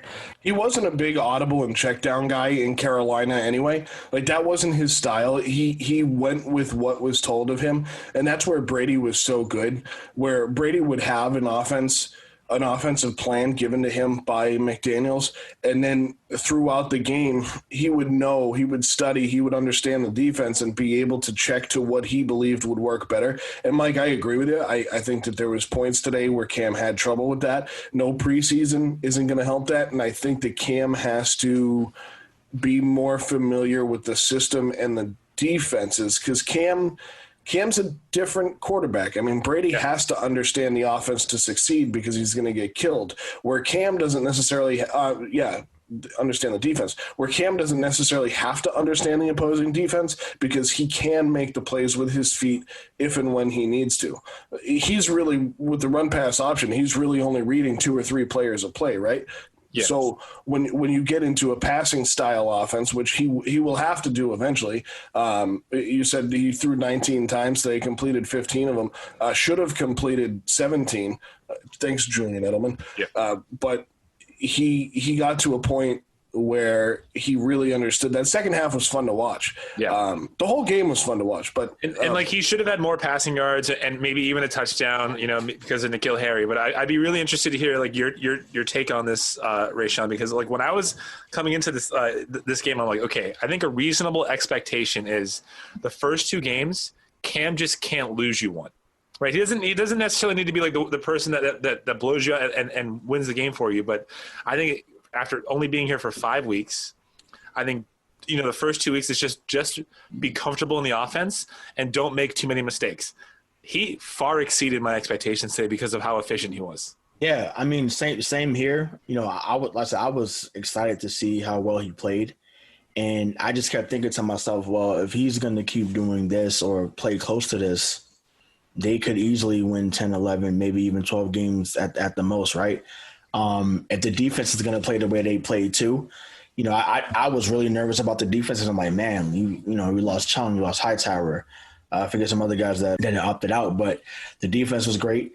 And it seems like we're going to have a top 10 rushing attack this year, and which is not something that we've always had in New England, maybe if ever, under the last regime. So I just think, well, maybe outside of 2004 with Corey Dillon. So hopefully that's the case where we have a more balanced attack. And like you said, Mike, the play action looked phenomenal today. And I think what happens, cause I know we said he has to check out of that play where they have 10 in the box, but I think what happens with Cam, and it happens because he's such a phenomenal athlete, is he just thinks like, okay, it doesn't matter what defense is. Right. I can make the play. I can make the play. So, and Patriot fans that listen to this is not a knock on Brady. This is not a knock because, like I said, we all love Brady. There was plays that happened today that Brady would not have done. Absolutely correct. Agreed. 100%. The amount of times, obviously, the main one being the 11-yard touchdown on the bootleg. Brady might have got a yard or two, maybe before getting cracked. Like he sold the fake, runs out, runs over the defender and scores. So it's like there's going to be plays we see this year that we've never been accustomed to seeing in the last 20 years. And as a Patriot fan, I'm excited. And as fellow Patriot fans that listen to this, you should be excited too. Yeah, I think that's the biggest thing I took away from this is how much the Patriots catered that offense to Cam Newton and how much Josh McDaniels, you can tell, is enjoying having a mobile quarterback at quarterback because – you're exactly right, Rayshawn. With the lack of playmakers on this offense, with the lack of names, wide receivers, running backs, all these things, Cam Newton is their best chance at having a successful season. And I think Josh McDaniels is the perfect coordinator for him. I think you're going to see a big rushing season out of the New England Patriots this year. I think it's going to be on the same level as those top five. I know this is a week one overreaction, and surprise, surprise. But I think they're going to have a top 5 rushing attack in the league. I really do. I think Cam Newton's going to be awesome this year. It's just that, like, you just said it. It's a week one overreaction. Like, I love week one overreactions. It was a decent game. I love week one overreactions. Okay, that's what I live off of. I think the one thing that you can take away that everyone can be surprised at, is the defensive performance. Yeah. Nobody expected that, especially with Chung, Hightower opting out. They were missing a lot. That linebacking core. I don't know any of those guys' first names offhand, right? Winovich's Chase. I mean, with that said, it was against the Ryan Fitzpatrick-led Dolphins with the number one wide receiver, Preston Williams. Wait, hold on. This is the same team that came in here. Hang on a second. Devontae Parker? Yeah, he's like the slot. This is the same team that came into New England week 17 and beat us with Ryan Fitzpatrick as the quarterback. And as a matter of fact, they actually, even though it didn't show it, but the team actually did get a little bit better on defense because of who they brought in there. So let's not make it seem like, I don't know if it's a good argument to say, like, but they've also beat us before. That doesn't. No, I'm saying I'm going to kind of go along the same game of the year, like. Because usually they don't beat us. That's more of a damning indictment on the Patriots both times. That's not a good team in Miami. Yeah, but I think what Ray's trying to say is they came in here last year and beat us with all the core defensive people that were there when everyone else was like. Right, exactly. A lot. No, there's no question that Cam added some dynamism to an offense that was crying out to be dynamic. The way that Josh McDaniels calls plays, he's wanted a guy like this for forever. As long as you can remember. And you saw in the playoffs last year, they were just so desperate to find something to do like offensively. There was some clever plays and stuff, but it was like, like they're really searching here. And like, Cam Newton adds some dynamism. I agree, but again, we just let's just take a breath. Like you beat the Dolphins in the first week of the NFL. Hot take, DK, we beat Tennessee with Cam Newton last year. I agree. Tennessee. You're in a different position with Cam Newton. That's probably true, but you still get waxed by the Chiefs. And by the way, the thing that happens on Thursday is we realize there's no narrative to the NFL this year because the Chiefs can still score at will. You know what I mean? So it's just like, I don't know. Because I don't think that Houston team's bad either. I just think their defense is made to look bad because the Kansas City Chiefs can score whenever they want. So I think what points to McDaniels having the desire to have an athletic quarterback is how many damn times he tried to throw the ball to Tom Brady in his career. And I call it this year. There will be There was almost one today. At least one deep bomb to Cam Newton this year. It's happening. He's catching a ball and he's taking it for a touchdown. There was almost one today. Dying for that. It was actually almost a throwback. He tossed to James White to the right side, and White got caught up. And I said it out loud. I said he wants to throw that back, and he didn't have the opportunity to. And I think he still turned it into a 2-yard gain, even though he was pretty much beat up in the backfield. Bobby, I disagree with your take on McDaniels. Not with McDaniels, but the offense. The offense doesn't have the playmakers. I think, and again, as Rayshawn said, this is not a knock on Tom Brady. I think he was waiting for this because they built that offense to be dynamic. They built that offense with guys that can make those plays. I mean, James White can make the plays that he's going to make this season. He's always been able to do that. Julian Edelman, besides dropping that pass in the first drive, is going to make the plays, even in his mid-30s, that Josh McDaniels wants him to. He's going to be able to make different plays at wide receiver that he's never made in his career. And Tom Brady really made him the wide receiver he was. I just think that this team was already built that way, and Cam Newton is a good I don't want to say that he's a good addition to an already dynamic offense. I think he allows this offense to reach its dynamic potential. And it is only week 1, Dave, and you're right. Like we don't want to say, well, it's week 1, they beat the Dolphins. I think that the reaction to this game is more valid. Here's your hot take. This reaction to this game is more valid if they have a 4-game preseason. Because if they had a 4-game preseason and Cam Newton was able to get on that offense, Brian Hoyer was able to get in on that offense in a few games, Jarrett Stidham, whoever else, guys that were, whether they opted out or not, offensively, defensively, if they have 4 games, that final score is 35-14. Like that, they run all over Miami. That game's done. That field today in Foxborough felt like Bill Belichick had a handle on everything he was doing, and that was preseason game number 1, preseason game number 4, all wrapped into one.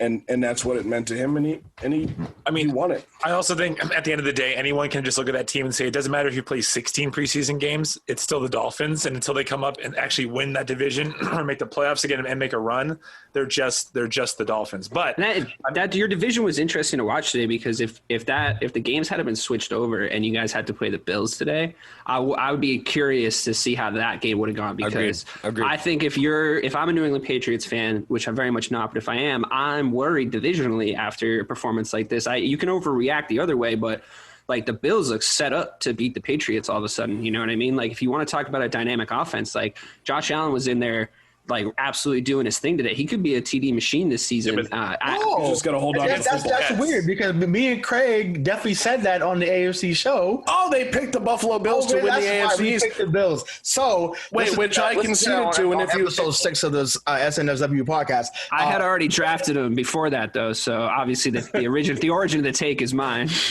He was already. I'll do it here. They were like, oh, Dave drafted Allen. We should look into that guy. Yeah, Dave's got some good takes. Let's look into Allen. He might be a TD machine. No, you guys did totally say that, and it 100% turned out to be true today. You look great. So final point on this Patriots game. I agree that if it was switched and we played Buffalo, that it would have been a little more of a dogfight and it wouldn't have felt as comfortable as it did. Maybe that is a reason why Craig and Rayshawn picked the Bills to win the East, which I conceded to but don't necessarily believe. But it's definitely going to be interesting against the Bills. And if you haven't listened to episode 5 or 6 of the SNSW podcast, wherever you can find your podcast, Apple, Google, and Spotify. I always forget one for some reason. I can't remember 3. You can go to Stitcher too. That's the 4th one. Anywhere you get your podcast, listen to episode 5 and 6. But after you listen to end of episode 7, which we're doing now live on Facebook, and for your listening pleasure afterwards. So we move on from the Patriots game into a very, very interesting NFL here today, guys. This was so much fun. This was so much fun to watch. It's almost like the no preseason made things more interesting today. Before we get to all the other games, I just want to talk about Dave's Chicago Bears. Mitch Trubisky actually looked like a quarterback today. Dude was on one fire. Quarter, yeah. But that's okay. 242 totally. And 3 touchdowns.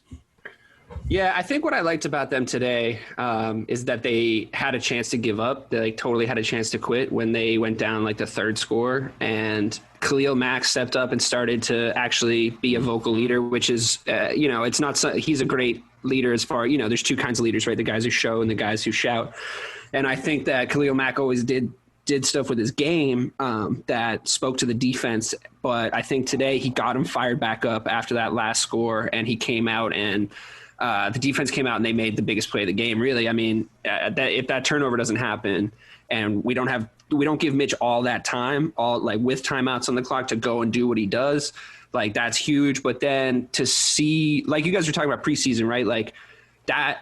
It was exactly how I was thinking about Trubisky. It's the things that are going wrong is he's a couple feet left, couple feet right with some throws. He's definitely got some play calling issues, but those were always his issues. So you're like, is this because it's early, we didn't really have a preseason, or is Mitch just the same old Mitch? But he dropped some dimes today, man, and he's got like I said on the Thursday show, he's got a good receiving core. He's got guys that can catch the ball, and they were dropping his passes in the first half too. So yes, there's a reason why he's starting. It's not a pride thing. He obviously won the QB battle. Foles is helping him out, and he came with a lot of grit today in that fourth quarter. So, and I know the Lions are your team, Mike, but damn, dude, they like to blow a lead.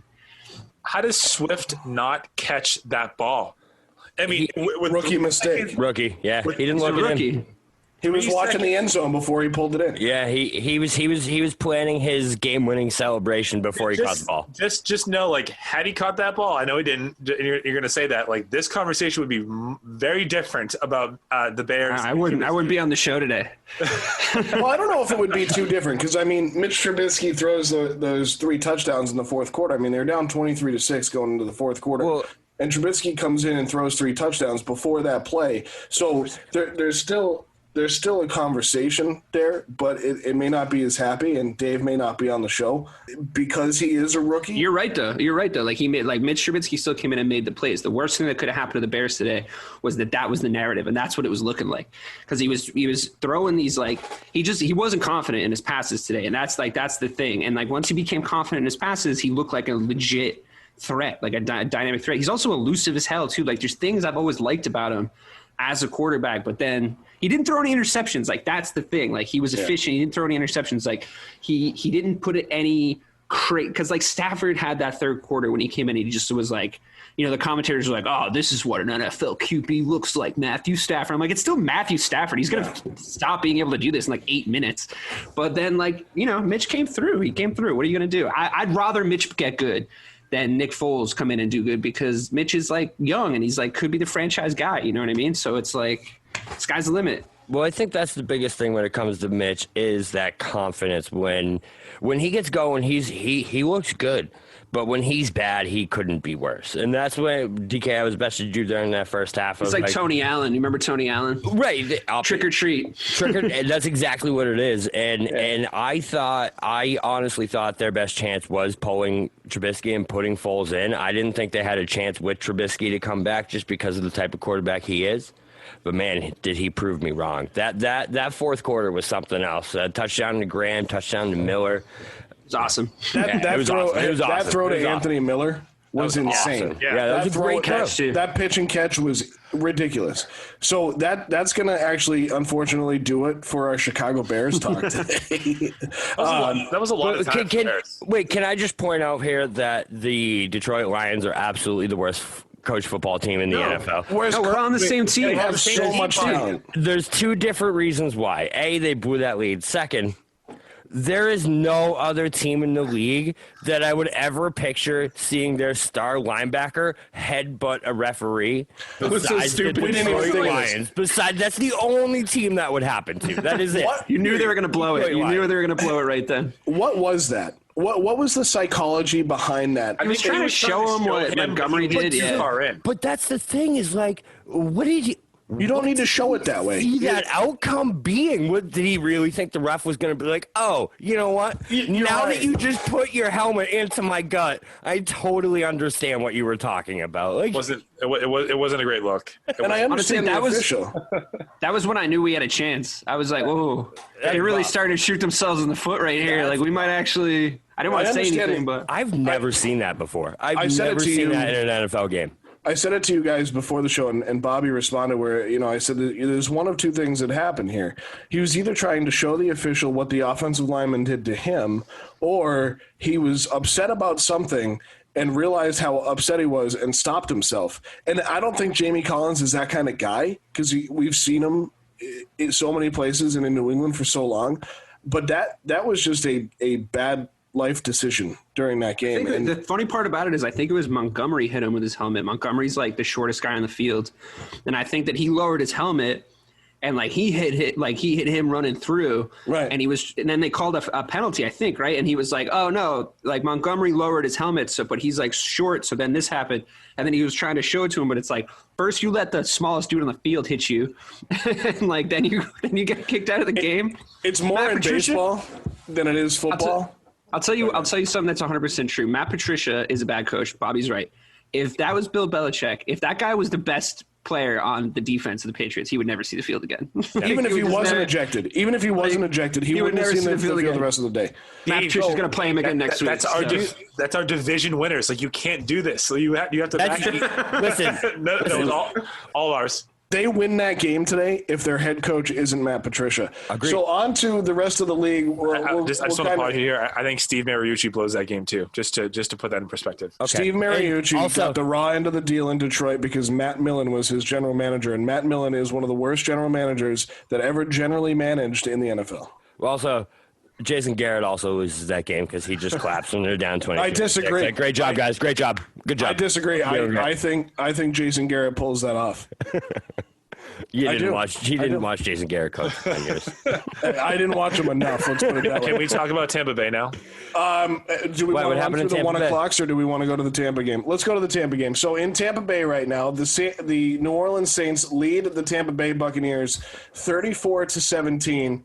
Tom Brady has 2 interceptions. So Tom Brady is 18 of 31 for 187, a touchdown and 2 interceptions. Well, he just threw. I don't know what happened, but my stat said he's 21 of 34 for 228, one passing touchdown, 2 picks, and 1 rushing touchdown. Mm-mm. It's so like just think about the fact that that's not like a Tom Brady stat line that we're used to saying, right? Because now he just feels compelled to go down there because he has all these weapons and just throw. And I don't think he's going to throw it for 30 interceptions this year, but it's going to be like 15. I almost think he has too many weapons, Mike. And I'm going to tell you why. So Miller has 5 receptions for 73 yards. Godwin, 5 receptions, 70 yards. O.J. Howard has 4 for 36 and a touchdown. Ronald Jones, 2 for 16. Fournette, 1 for 14. Gronkowski, 2 for 11. Watson, 1 for 6. McCoy, 1 for 2. And Cameron Brate's been targeted once. Mike Evans has been targeted 3 times, who we thought was going to be out this week. So when you look at a Patriots stat line, or when a Tom Brady stat line when he was in New England, there's maybe 5 guys listed there, which was what it was today with Cam Newton. So nothing's changed in New England. Too many weapons, too many options, too many mistakes. And he just threw a touchdown pass to Mike Evans. Yeah, well, I mean, this isn't a week that you guys can really react to what's going on with Tom Brady, though, like more than any other game in week one, because like I said on the NFC prediction podcast, like he's coming up against the team whose division it's been for the past, I don't know how long, like 10 years, like longer. Like Drew Brees is the man in that division. You know what I mean? Like they were always going to come out and do this to the Bucks. The Bucks aren't as haven't been a unit for as long. Like we went through all this stuff on the prediction show, because I actually still do maintain that the Bucks are going to have a better record than the Saints by one or two games. But I think that they're going to have two losses that are both from the Saints, because I think the Saints and Drew Brees have that cohesion, that core. That's how Tom Brady is a quarterback. You know what I mean? He needs to have connection, play style connection with his players. And what he was doing today was working out his targets. Like we've talked about for this entire podcast is like preseason. The reason why it's not too many weapons, he's going to pick the 4 or 5 guys that he wants to throw to more often. Yep. The difference in New England is that Bill already told Cam what the 4 or 5 guys he was going to throw to were going to be. Right. So that's I think that the switch and the difference. And I think that Brady right now is like not really sweating this game. Like I think he can manage himself through a season. And I think he's just going like, I just need to find out who's going to make plays for me, like who's going to actually catch the ball, who I like. You know, he needs to give himself a little bit of a mini preseason. But once you see them next week, the week after, it's going to be a different story. So it comes back to that, right? We got to be consistent, because if we're going to be consistent with New England and Cam, we got to be consistent with Tom, and we can't just be all, Tom's in Tampa, like, not going to win anything. We got to be consistent. So for the sake of consistency and reality, and Dave kind of brought us back down to earth there, it is kind of tough to judge anybody except for, as Mike said, maybe the Chiefs, and looking at the Ravens stat line today, the Ravens as well. But looking at the Bucks, you're absolutely right. Mini preseason, Tom's feeling it out, and it is just week one against one of the toughest opponents they're going to face. So you do have to kind of give it back to them. And granted, they're now down 11 with 2:41 left. Of the two teams that you just mentioned, like the Chiefs and the Ravens, like one of those is a paper champion, the other one's an actual champion. I think that Kansas City, I mean, this is their league now for I don't know how long, but this is they had the potential of winning 3 out of the next 4. And then I guess Craig thinks that Mahomes is going to be out of the league. But then, I mean, I don't think Mahomes is going to go anywhere. But I do think that there's going to be a lot of time to figure it out. Brees has had all the same weapons for a long time, so like you can't really judge the game. I will say though, Brady and the same coach. He looks and the same coach for a long time. He actually looks pretty good though. He does. 23 of 36 for 240 and 2 touchdowns and 2 picks. That's pretty good for your first day. And a rushing touchdown, which I still stand by the fact that he knew that Cam Newton rushed one in New England and wanted to prove a point. I do think this is a team that like has never been on a Tom Brady team that's competitive before. Like these are all guys that have never seen this today. Have you seen the slow-mo shots of Brady just absolutely yelling at everybody all day today? Like this is the vetting. This is the Green Beret camp game. You know what I mean? Who do I like and who do I not like? Who's going out on an island and who am I going to? Because he wants to. That's his thing. Like he wants to look him in the eye and see if they're like mad that they're getting yelled at or if they just want to win. You know what I mean? Like I'm not even like a huge Tom Brady fan, but he is the greatest of all time. So like come on, guys, it's okay. Don't worry. I know he left, but like he's still the same dude. No, you're right. He is the same dude, and that's why in the game of consistency, we have to give him and that's why Gronk hasn't had a lot. Gronk's trying to find his feet. So it is week one in a preseasonless season, and that's why the games have gone the way they did, whether it was in New England or in New Orleans. But I do think that continuity thing is something that we can't overlook when it comes to that no preseason. I think that's going to be a big factor at the beginning of the season. There are just some teams that are bad, though. Which is very true, but normally you see week one of the NFL season and you see offenses struggling and you see very low-scoring games. The one trend I noticed from that from the first set of games is that the teams that have been together for a long time and the teams that didn't have to learn a new offense coming into the season were the ones that were successful. You look at the Chiefs, they put up over 30 points. The Seahawks put up over 30 points. The Saints put up over 30 points. The Raiders put up over 30 points.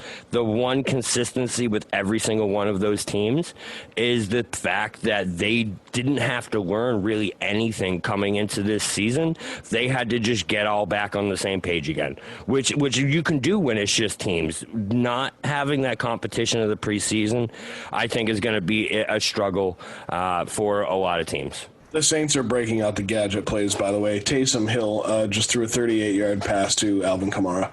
So I love Taysom Hill. I do too. The first play of the game, the first offensive play of the game was a little swing pass out to him on the right side. Do you know he has tight end eligibility in fantasy football? Does he? That's how awesome perfect. he is. That's that's how awesome he is. So you mentioned some of the teams that have been together. We'll just run through some of these scores here because it was kind of it was really just a fun week in the NFL. And we'll get to the Sunday and Monday night games at the end here because those are three very intriguing games as well. From the other games today, the Seahawks, as Bobby mentioned, put up 38 points over the Falcons, 38-25. Oh, funny though. Who's the passing leader for today? Bobby, do you know who the passing leader is for today? Right now, as it stands, Matty Ice. And you were on his case pretty hard. Now, while he was the passing yard leader, with that 450 yards and 2 touchdowns and an interception, Russell Wilson was more efficient with 322. I also said Russell Wilson was going to be good, so I'm good. But you don't have to cover that because we all know Russell Wilson. Wait. I think that just kind of goes further into that point, though, that Matty Ice has leading passer, over 300 yards. Amazing. Guess what? Don't mean anything. He's still lost. And yeah, but he went and did his job. No, that's not Matty Ice. He went and did his job. Where are his guys at? I mean, I'll also point out that you did say that the Seahawks were overrated and weren't going to be anything. I did say that. Which is wrong because the Seahawks are a very good team, and they beat DK Metcalf had a touchdown. DK Metcalf had 4 receptions, 95 yards, and a touchdown. Yeah. Julio Jones second resurrected. SBK, man.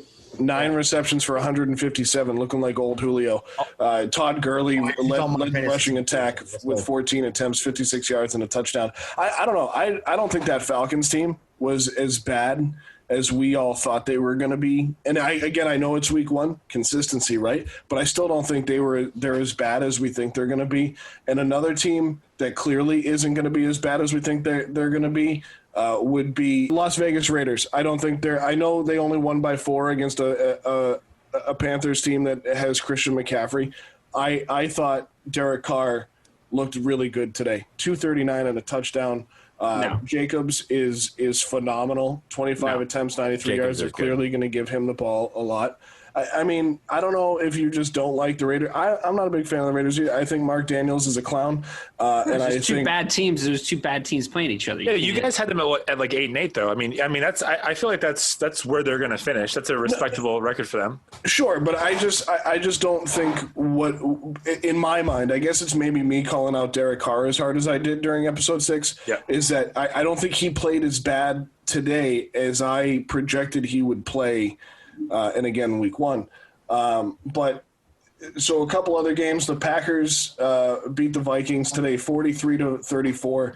The Packers should have won this more handily. A lot of the scores that the Vikings had, they scored 24 points in the fourth quarter. But Aaron Rodgers, and Mike, you mentioned it earlier, that Aaron Rodgers just looked phenomenal. I was so wrong. I mean, as of week 1, I was so wrong. I was like, well, they're not going to let him throw as much. They're going to try to manage his everything. And then he just comes out and just has. But you were right. No. We're not calling this yet. We're not calling this argument yet because you also said, and I also said, that the Minnesota Vikings are not that good. So, like, you have to wait. You have to wait. They still dropped 34 points with 24 points in the fourth quarter on a pretty good. I don't think either of them are that good. I mean, also it's a divisional game. Situationally correct. That's what that's.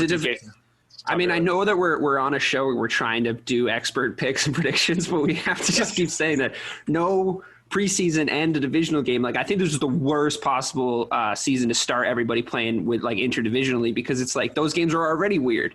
Like, those games already have weird kind of like I think they're doing that when they change the schedule around. I think they're doing that in case something happens to the season. Probably, and it's like they don't have to travel as much. I don't know, like to start it off. Well, they don't have to travel as much, yet the Seahawks played in Carolina. Yeah, that's true. I mean, the divisions are real weird. So that Packers game, we could probably go on about that one forever, but here's a fun one because none of us held either one of these teams in high regard. The Eagles blow a 17-point lead, 17-point first half lead to the Washington football team. It's so funny looking at them on any website and seeing football team next to the name. But Washington scores 20 unanswered in the second half. They scored 27 unanswered, but 20 in the second half to win 27-17. Carson Wentz, 270, 2 touchdowns, 2 interceptions. The guy I was most impressed by in this game was Dwayne Haskins Jr. I thought he, and again, week one, we can't, it's just, I understand the narrative there, but I was impressed with how he managed his team. And I don't think he's a great quarterback. I don't think he's going to last very long. But the way he treated his teammates today, the way he picked up his defense, and the way he performed offensively, that was kind of a complete team win for Washington. And I was impressed. I don't know if you disagree with me here, Rayshawn, but I don't think Dwayne Haskins is even a good quarterback. I don't think he'll ever be like what Mark Sanchez was. I think that what happened today was the Philadelphia Eagles showed that they are still the Philadelphia Eagles, right? I mean, Carson Wentz is talented. He can throw the ball far and throw it a lot. But they just don't really – I mean, aside from when they beat us in the Super Bowl, I get it. They just don't know how to win, and that guy doesn't know how to win. I think he's okay. Like, I don't see him turning into, like, a perennial Pro Bowler. No. Obviously, I don't see that. But do I think can he be a game manager? Sure. But, I mean, we use that term so negatively, I think, at times. But, game manager is not bad. Like, if he could become the guy that's backing him up, which is Alex Smith, that'd be fine. The best part – So I just want to go off your thought, Ray. The best thing for Dwayne Haskins is the fact that Ron Rivera is his head coach, and hopefully, again, he gets through what he needs to get through off the field. But that's the best thing for him because I think Gruden would have screwed him up if he stayed there any longer. And again, I think Alex Smith is the actual guy there, and they're just letting him ease back into things. And Dwayne Haskins may not be the guy there the whole time. He's okay. I agree with you, Ray. I don't want to echo everything you said. I think Rivera – I do agree Smith is the guy. I think Rivera is letting Haskins have his chance with this regime before they do bench him because he didn't draft him. He doesn't want him there. But I think he's enough of a Cam Newton-style guy. I don't think he's the same player at on any level. He's not the same player. But he's enough of that style of player where it's similar to what he just left in Carolina. And has some similarities there. But there's no way Alex Smith doesn't start for that team. That was the most beautiful part of my whole day, though, was seeing the Philadelphia Eagles blow that big of a lead to the lowly Washington. But the thing about them is, like, that's going to be their most embarrassing loss for this entire season, the Eagles, because, like... And it's going to happen again the next time they play. The Washington football team are not good. You know what I mean? Like, the Eagles just, like Mike said, they just blew it, Yep.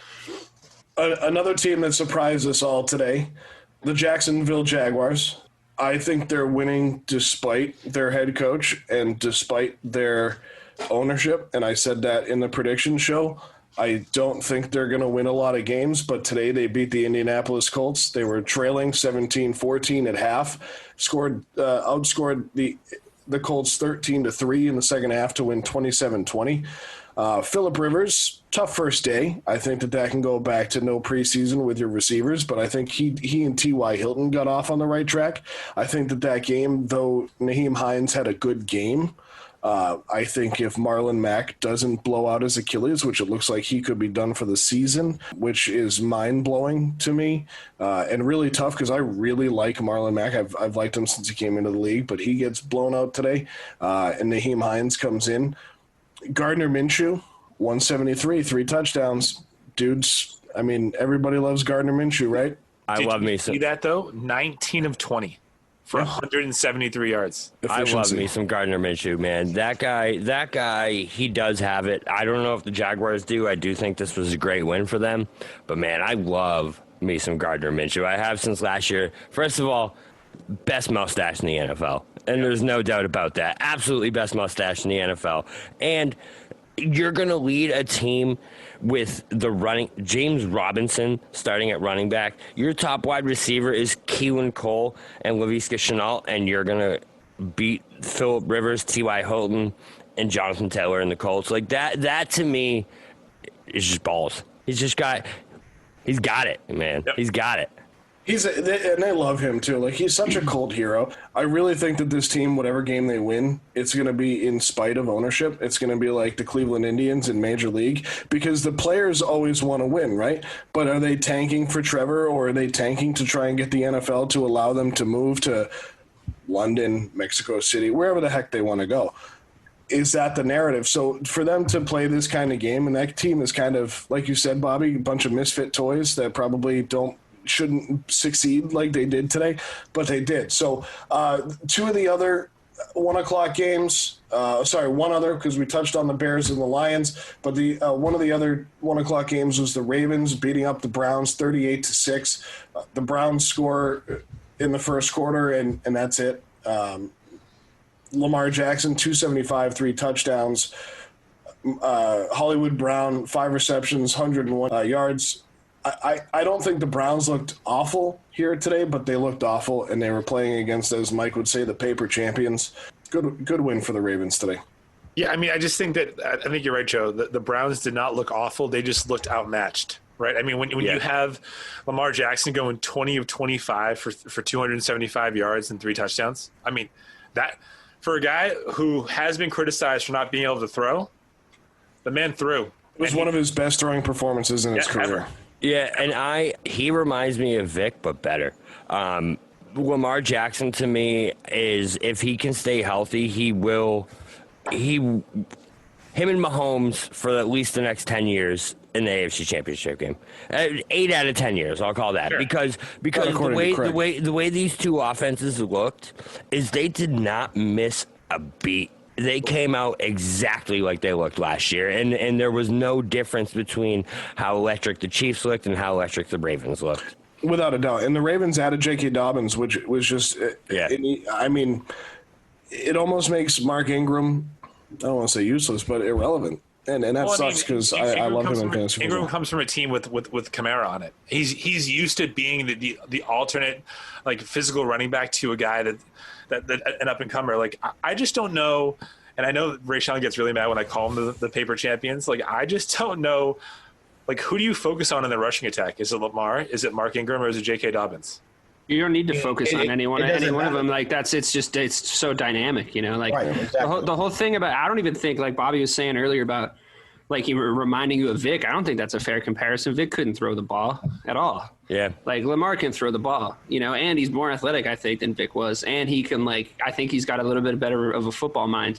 I think he's, like, 100% the real deal. And, like, you know, it's like, who do you focus on? Like, that's the question the defense is going to ask. Who do you focus on? Like, damn, like, they can move on us at any time. They could play. They're so much faster than most defenses. They could play a college offense. They basically do play a college offense because it's a more effective offense if you have the speed. It's the reason why college and the NFL look so different, is because everyone's as fast as each other, right? So when you have, like, a Ravens team where they're that quick in their backfield, each back, quarterback, halfback, fullback, like, they're playing old school, kind of weirdly old school football because they're faster than everybody else. It's wild to watch. Yeah, I don't want to turn it into the Mike Vick podcast, but I mean, we do forget that we had not seen a talent like him when he got into the league. So I'm just going to say that. I'm not going to go into time, but I mean, he was really good. But I'll leave. He was good in that one. He was good in that one. I mean, like I said, and the thing is, he had a hell of an arm, and he just wasn't accurate. But he also at all accurate that he is. He had a great arm. I'm not going to argue that. But anyways, he had a great arm, but he just wasn't accurate. And you only had LG Crumpler as a weapon. So I mean, come on. But clearly, they're on their way to another great season. And like I said, it wasn't even like, oh, okay, they kind of caught fire late. They dominated from start to finish. And that's what's going to happen in most games, I feel like, with this Ravens team, as long as Lamar is healthy. Like I said, getting Dobbins was a steal, just like Edwards-Helaire was a steal for Kansas City. So it's just like, it's amazing to me how those teams just kind of stumble upon great draft picks in that regard. So it's just the beginning. Like, Baltimore's going to go on a roll, and like I said, we saw why today. So finishing that thought on Vic, the reason why Vic was so popular as a player, he was very good, but he was also the first of his kind in a lot of ways in that style, right? Like, Mahomes can move if he wants to, Jackson can move if he wants to. Josh Allen can move if he wants to. So quarterbacks after Vic that got to the NFL became much more mobile and kind of went to that old style, like you said, Dave. Like quarterbacks back in the day could move regardless of a lot of times who they were. I mean, Terry Bradshaw could even roll out if he needed to. So I think that's what was great about Vic was we were in a time of Brady and Peyton Manning, and all of a sudden you get this kid from Virginia Tech that can move with his feet and throw a long ball on the run 60 yards. He didn't know where the hell it was going, but he could throw it. The final 1 o'clock game. He was fun. Yeah, absolutely. You can't argue he was fun, but like, I don't know, he didn't do anything. So speaking of Josh Allen, the Bills win today over the Jets. The Jets stink. Adam Gase shouldn't even be allowed off the plane when they get back to Newark. I think this Jets team is awful. It's partly because I have an AFC East bias for the Patriots. I think this Jets team is terrible. And when your leading rusher is Frank Gore, who's 90 years old. Not that he's a bad bet. Frank Gore's corpse that they just exactly been, like, rolling out onto the field. I like Frank Gore, right? I've always liked Frank Gore. Le'Veon should be the guy there. Don't know what the heck's going on. Adam Gase shouldn't even be allowed off the plane, and I wouldn't be surprised if we get a text message that he's gone. I hate to do this because we did this in the last podcast, right? Or I did this where it was like, who's going to be the first coach to go? And I kind of dragged you all down with me. But that's kind of the conversation we're looking at here because there's some bad head coaches in this league. Not that I could do the job any better, but there's some bad head coaches. So the Bills win today. You could do the job better than Matt Patricia. Fact. I bet you could. That is our division winning coach pick. That is your division. Yeah, that is your. You're on my team. You're on my team. Bobby says hashtag not my coach. Yeah, thank you. So the Bills win 27-17 over the Jets today. Josh Allen has 2 passing touchdowns, a rushing touchdown, and 2 fumbles. Stephon Diggs, 8 receptions, 86 yards. We mentioned it in episode 6 of the SNSW podcast, and we mentioned it earlier when we were talking about the Patriots team. This Bills team is for real. They're going to be fun to watch, and it's also going to be dangerous. You just literally you just defecated all over the Jets. You can't say that this win means that they're going to be for real. Yeah, but I said it in the show on Thursday, and I just believe it. I'm not saying. All right, let me backtrack. Let me step out of this one. This doesn't prove it to me that they're going to be the real deal, but I still think they are, and I think this helped towards that end. I think the reason it shows I'm not saying beating the Jets shows you the real deal ever. The reason that it does is because they took care of effing business. When a bad team came to town, there was never any doubt. There was never anything that happened besides the Bills were whooping their ass. Period. That's what happened in that game. It's not even like half true though, because the Bills scored 21 points in the first half. The Jets scored 14 in the second. Like they only won by 10. It was not a blowout. Patriots only won by 10, and it wasn't a blowout, but it was more convincing. It kind of was though, because like I feel like the Bills just rolled in, like smashed them, and then just like took their foot off the gas for like a minute. You know, that's just kind of how that game went. I feel personally. Well, yeah, but they were able to. It still worked. I mean, if they pulled it off for an entire half and the Jets couldn't do anything, when they have Sam Darnold, who's supposed to be this phenomenal up-and-coming quarterback, and they have one of the best running backs in the league right now in Le'Veon Bell, and Frank Gore is leading the team in rushing. How smart do the Steelers look right now, not paying Le'Veon Bell? Don't pay a running back. Like same thing with AB. Saga.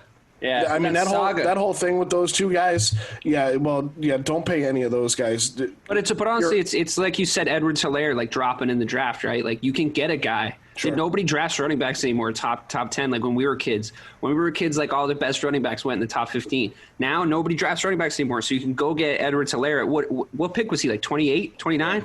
32. So it's like, yeah, so and then like look at how smart Pittsburgh was. Like they're a well-run organization. I know they're your rivals or whatever, but look at James Conner came in and had like a good year. They're a very well-run organization, and they're one of the best in the history of the NFL, right? But that hurt payment for running backs forever, because if the Steelers aren't going to pay Le'Veon Bell, you know what I mean? It's like that's just the way that stuff works now. But you're right. How smart do they look? So all three of the 4:00 games have gone final.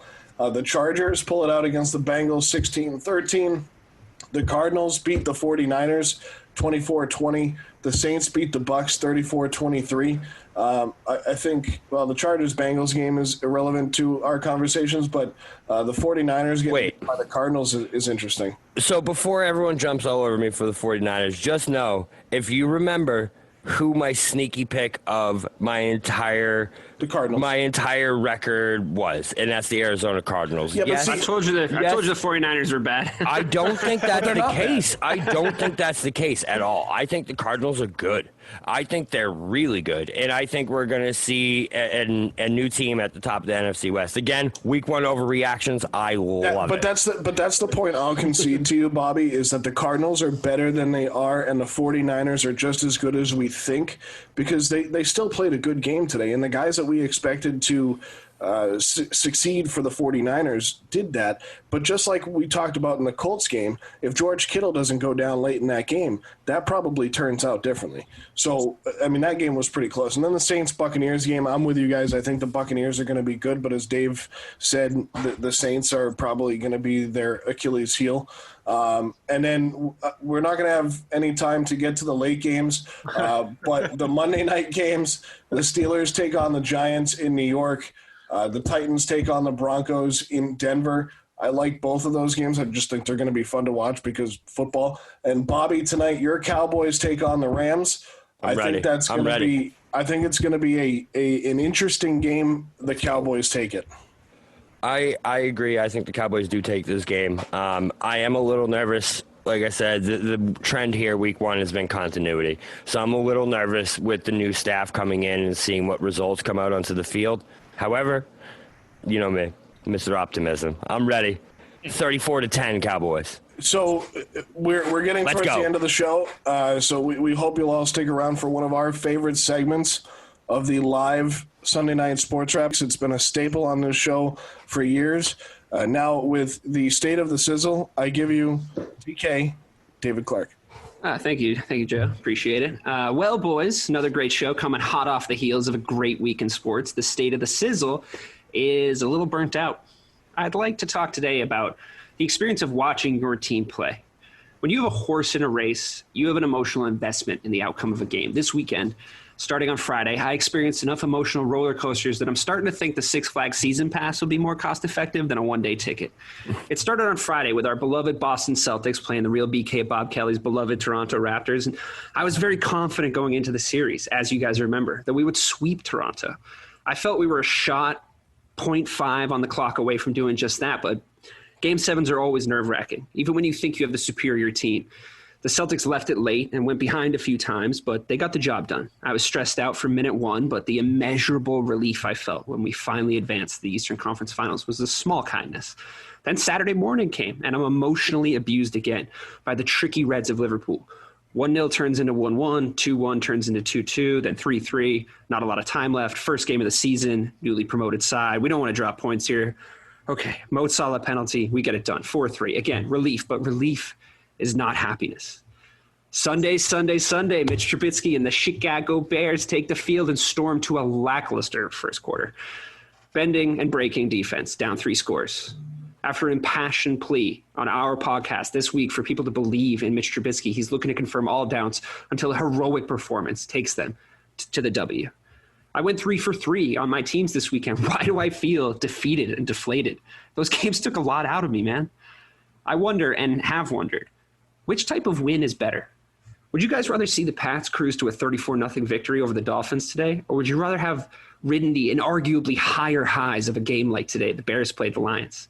Would you rather a blowout or a big-time comeback? Well, for me, in my youth, I could ride those moments. These days, it just gives me the agina. To our audience, budding as it is, growing every week, I beg you, if you know anyone that has any say over the aforementioned professional sports teams, you can tell them if they want to just start getting the job done early, I'll still watch to the end. I can't handle the stress anymore. Funny way to act about 3 wins, though, right? It's still fresh. Give it a day, and hopefully the anxiety will clear, and I can appreciate it. Like I said at the start, I'm a little burnt out. The state of the sizzle could use a boring game. Thank you. Thanks, Dave. Great as always. You're not wrong, but right now I need all the excitement I can get. So that is going to do it for the Sunday Night Sports Wrap. But before we leave you, let's go around the room. let's have our final words. And let's start with Bob Kelly. Final word is we're back. It's NFL season. And like I said in my post earlier, it's time for us and the NFL to save 2020 one Sunday at a time. That's Michael Marcangelo. I really don't know how to follow that. The next time that we speak, the Celtics would have hopefully beat the Heat in 7 games. I'm amped up for that series, and I'm just so pleased with how Cam Newton and the Patriots look so far. Dave, you got anything else for final word? Well, we're going to talk on Tuesday. You know, we have a podcast on Tuesday, so don't worry, Mike. It'll be fine. Not this week. We don't? Why not? No, because the live show goes this week, so we don't do one for Thursday. Unless you want to, we can all talk on Tuesday night. I think Craig looks stressed. All right, never mind. Craig's like, oh, man, another one? God, guys. Ray Sean, over to you. Just got to say that Superman, the new Superman is in the building. As you see on here, I'm rocking the jersey.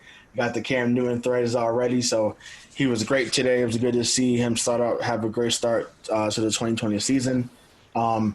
And as always, I will end every show with this until it happens. Arrest the cops that killed Breonna Taylor. Mr. D'Alessandro. So we're about a little over a month into this experience of ours here doing this podcast. And we talked about doing this for 4 or 5 months, trying to get this whole thing put together. And now we finally, through the foreseeable future, unless something bad happens, have content to put out for you, have content for the content to put out every single week. That makes me so happy. And also, if we do a podcast on Tuesday, I will quit the show. So in that case, we're not doing one. So hope you enjoyed the live show. Guys, thank you. Yeah, we went over 600 downloads. Dave, your interview that you did with Hillary Rose is still killing it.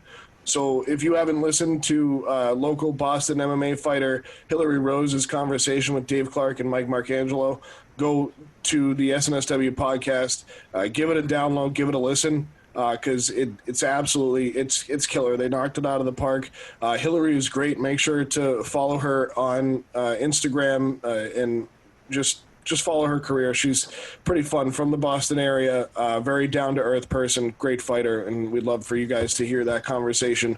If you haven't listened to episodes 5 and 6 of the podcast yet, which are our NFC and AFC predictions for the NFL season, go over and get those as well wherever you listen to your podcast. Those were fun ones to do.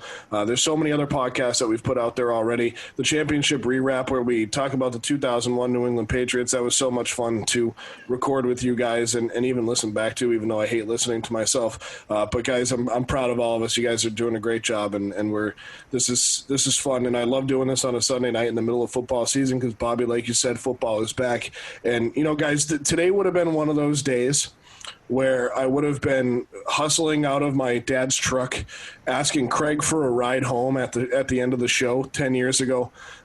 Today, I told you guys beforehand that today was a little bit different. At 9 o'clock in the morning, I'm usually on the way to Gillette Stadium, pulling into the parking lot up by Seasonal Home Store, not a sponsor, and having a beer with my dad and walking up to tailgate and then going into a football game. But I got to tell you, today was a little bit different. Sat on my couch, hung out with my dad. I had my 1-year-old walking around, toddling around the living room, trying to steal snacks from us all day. Very different experience, but regardless, it was while watching my favorite sport of football, and it's to cap off my day, to sit here with you guys and talk about it. It's just so much fun. And now I'm going to go watch the Dallas Cowboys beat up on the LA Rams. It's so funny. I said to you guys before that I've never been so invested in the Cowboys and the Bears until we got back together like this. But that's fun to me because we share that common interest. And I said it on the championship rewrap, to share sports with people, share your experience of sports with people, because it's a big part of everybody's lives. And if you don't like sports, what are you listening to us for anyway? But if you do, share it with somebody, because we get to share it with each other every week in 2 hours one Sunday. And it's also nice to have a little drink with you guys, even if it is virtually. So I really enjoyed today. Football is back. The Celtics are in the Eastern Conference Finals. And this was a lot of fun, guys. So again, for Rayshawn Buchanan, Bob Kelly, Mike Marcangelo, Dave Clark, and our EP, Craig D'Alessandro, thank you for tuning in to the live Sunday Night Sports Wrap. If you're listening to this after Sunday night, thank you for listening to us after. You can find us on Instagram, Twitter, Facebook. Craig has been also putting these up on YouTube because we love Craig and he's the best. And make sure to subscribe, comment down below, leave us a review, comment, talk to us, engage. We like to engage back, especially Dave on Twitter. So for the five of you, I am Joe Malkin. We'll talk to you guys next time. Bye. Later. Thanks for listening to episode 7 of the SNSW Podcast. Once again, I am Craig D'Alessandro, executive producer of the SNSW Network. If this is your first time finding us, we hope you enjoyed today's show. Please consider subscribing. The show notes and transcript of today's episode can be found in the description box below, as well as our WordPress and Buzzsprout pages.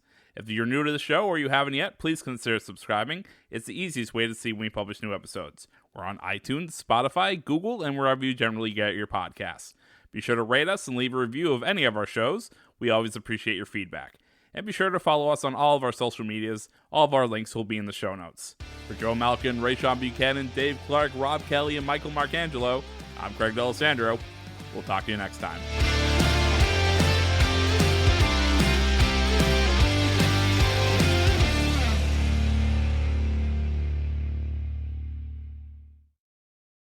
Welcome to Ringside with Ray and Prince. My name is Ray Leonard Jr. Oh, got the set?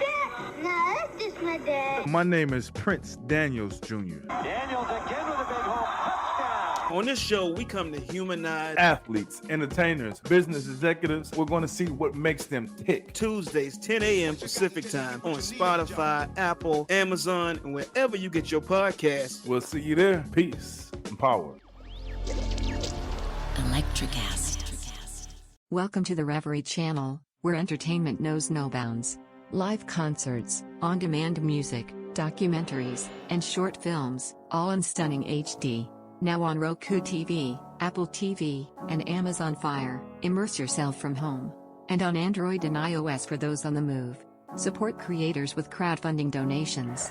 Fuel their creativity. Join us in shaping entertainment's future. The Reverie Channel, where every view, every donation matters. Electric acid.